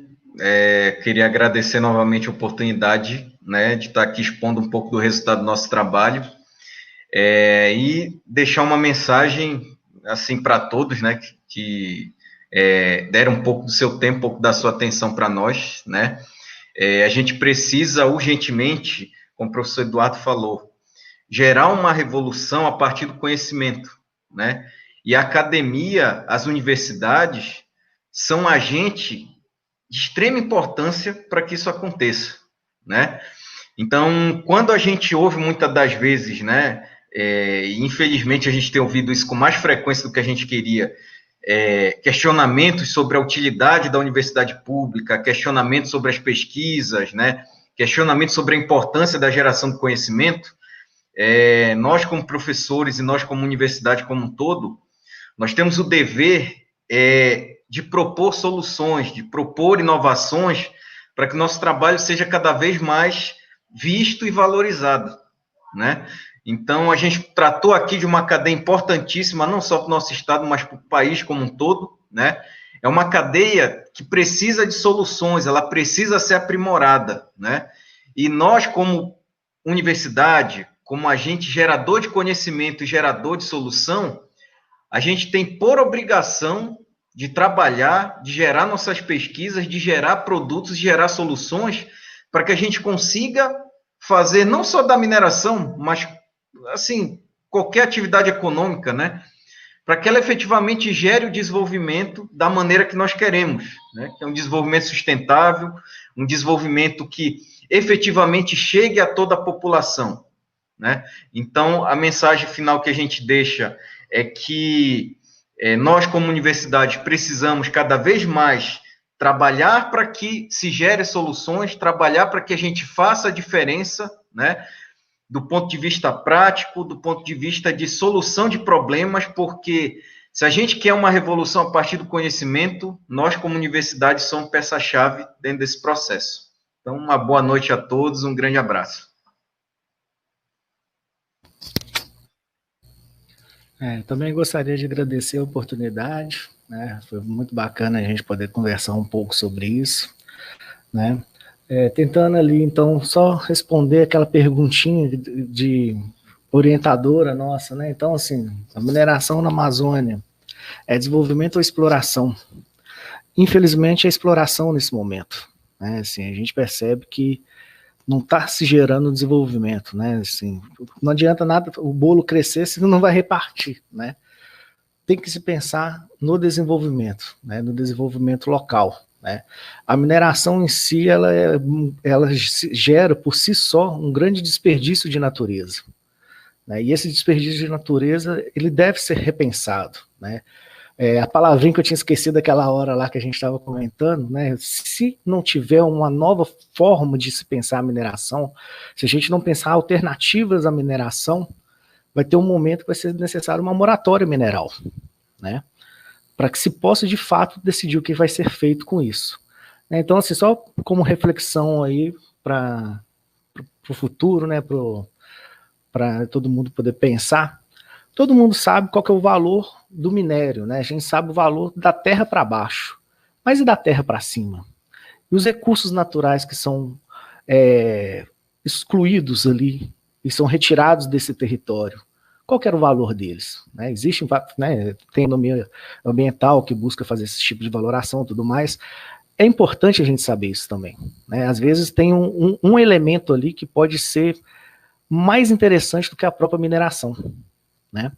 Pode ser um fármaco muito importante. Enfim, a mineração está na nossa história, não tem como a gente viver sem mineração, mas ela tem que ser uma dádiva, ela não pode ser uma maldição, né? E para os municípios, pensando ali nos núcleos de poderes, né? A mineração só é uma dádiva para aqueles que estão ali dentro desses núcleos de poderes, não chega para a população em geral.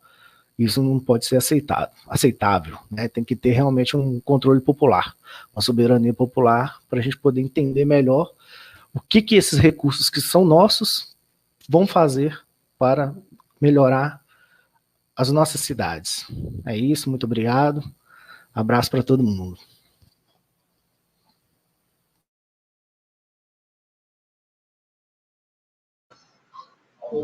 Bom, para fazer aqui uma fala de fechamento, é importante. Eu estava participando de um debate um dia desses e alguém falou, mas tal atividade, não me lembro se era exatamente mineração, ela não está contribuindo para o desenvolvimento, então ela não é de interesse para o território e tal. Mas a lógica, ela não é territorial. A mineração, assim como a logística, assim como as usinas hidrelétricas aqui no Pará, elas estão dentro de uma lógica global. Tá? Então, a gente produz energia para abastecer a indústria de São Paulo, não é para abastecer as cidades paraenses. A mineração está dentro de uma cadeia produtiva internacional, então a gente está produzindo aqui matéria-prima para a indústria chinesa hoje, como nós começamos produzindo para a indústria japonesa, para a indústria europeia.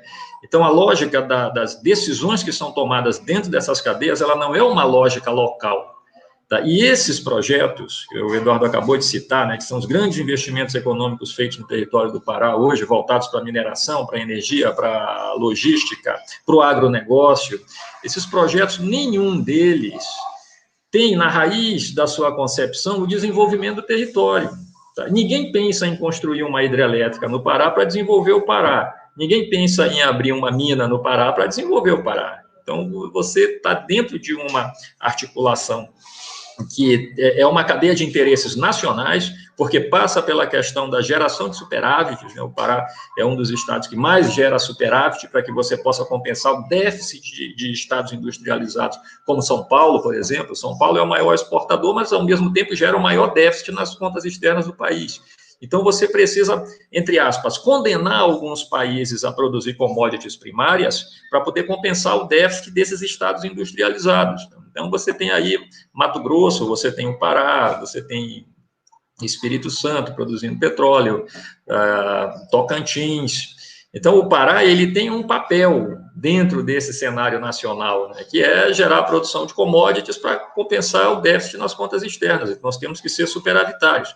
À medida que a gente tem que desenvolver aqui uma atividade industrial, a gente começa a aumentar a importação de bens de capital, a aumentar a importação de tecnologia. Isso reduz o superávit. Tá? E dentro desse jogo nacional, gera um desequilíbrio. Né? Por incrível que pareça, do jeito que a coisa está posta hoje, a industrialização do estado do Pará é ruim para as contas externas do país. Tá? Então, falta-nos criatividade enquanto nação para equilibrar o desenvolvimento dos diferentes territórios. O projeto que a gente tem hoje, infelizmente, ele funciona assim. Para você gerar desenvolvimento em algumas regiões, você precisa condenar outras regiões ao subdesenvolvimento. Mas isso não nos exime da responsabilidade de pensar em alternativas.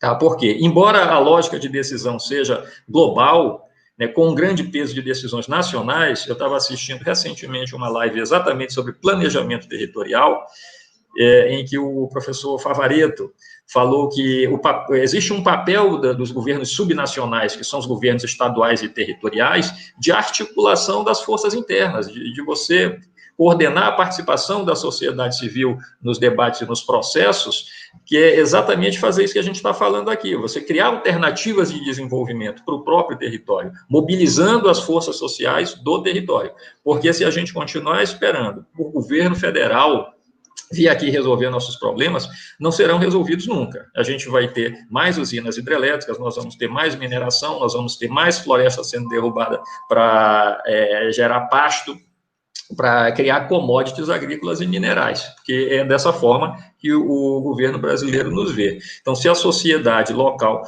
não se mobilizar, não for mobilizada, aí existe um papel da academia, existe um papel dos governos locais, existe um papel do empresariado local, da sociedade, ela precisa se articular. Daí tem um outro problema que é, como nós não temos essa capacidade de formação de consenso, capacidade endógena de formação de consenso, nós dependemos de entidades que estimulem essa aglutinação de forças. Então, se eu citei aqui algumas vezes Juruti, é porque lá, por um conjunto de fatores, uma grande empresa foi levada a bancar o projeto, né, que foi o que aconteceu. Durante muito tempo, hoje você tem um Instituto Juruti Sustentável, que é uma organização social que é responsável pela gestão dos fundos, mas durante muito tempo a Alcoa foi a administradora do município. com um poder muito maior, inclusive, do que a própria prefeitura. E sem a participação do governo estadual e do governo federal nesses projetos de desenvolvimento territorial. Tá? Em Canaã, hoje, é uma iniciativa da prefeitura. Agora, nós vamos ter eleição, nós vamos ter mudanças no poder político. Entendeu? O próximo grupo político que ascender ao poder vai ter interesse em manter o projeto no caminho que ele está indo, a gente não sabe, mas nós não vamos conseguir avançar nessas questões se a gente não criar esses mecanismos de formação de consenso. São dinâmicas institucionais, para usar a palavra que o Eduardo trouxe aqui ainda agora. Então, esse é o nosso grande debate.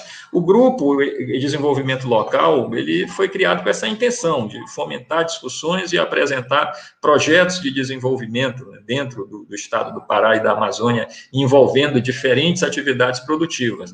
Essa é a nossa segunda live. A gente já teve uma outra live que foi realizada ainda no canal que o Pedro administra, que é o Scientific Work, numa parceria com o Grupo de Desenvolvimento Local, porque o nosso canal ainda não tinha sido criado, né? Então, agora, a gente está fazendo aqui essa live no nosso canal. Quem estiver participando no Instagram, é só procurar lá, Grupo de Desenvolvimento Local, @Grupo de Desenvolvimento Local. A gente está no Instagram, no Facebook e nesse canal aqui no YouTube. Quem quiser participar do grupo do WhatsApp, a gente tem vagas. Tá? É só entrar em contato com a gente por e-mail ou qualquer uma dessas redes virtuais, que nós estamos abertos para receber mais pessoas que queiram contribuir, participar, discutir e trabalhar pelo nosso desenvolvimento. Eu queria agradecer muito aqui a participação do Eduardo, tá aqui, conduziu aqui de forma tão brilhante o debate. O Eduardo, lógico, tem uma contribuição enorme a trazer também. O Eduardo foi presidente da FAPESPA, coordena um grupo de pesquisas e estudos sobre gestão pública e desenvolvimento. O João, que agora coordena o projeto Mizuki, né, que não me convidou até hoje para participar, está me devendo essa. Até o Tiago já me convidou para participar de um projeto, tá, que a gente futuramente vai avançar nisso aí, né, Tiago? A gente ainda tem muita coisa para fazer por ali. Então, desejar aí uma boa noite a todos, que esse turbilhão de ideias que a gente discutiu aqui não saia da cabeça de vocês, e que a gente possa ser efetivamente agentes de transformação, tá? Não apenas de reflexão, mas também agentes de transformação e tentar modificar essa realidade para uma coisa melhor. Tá? Grande abraço a todos e uma boa noite. Até a próxima.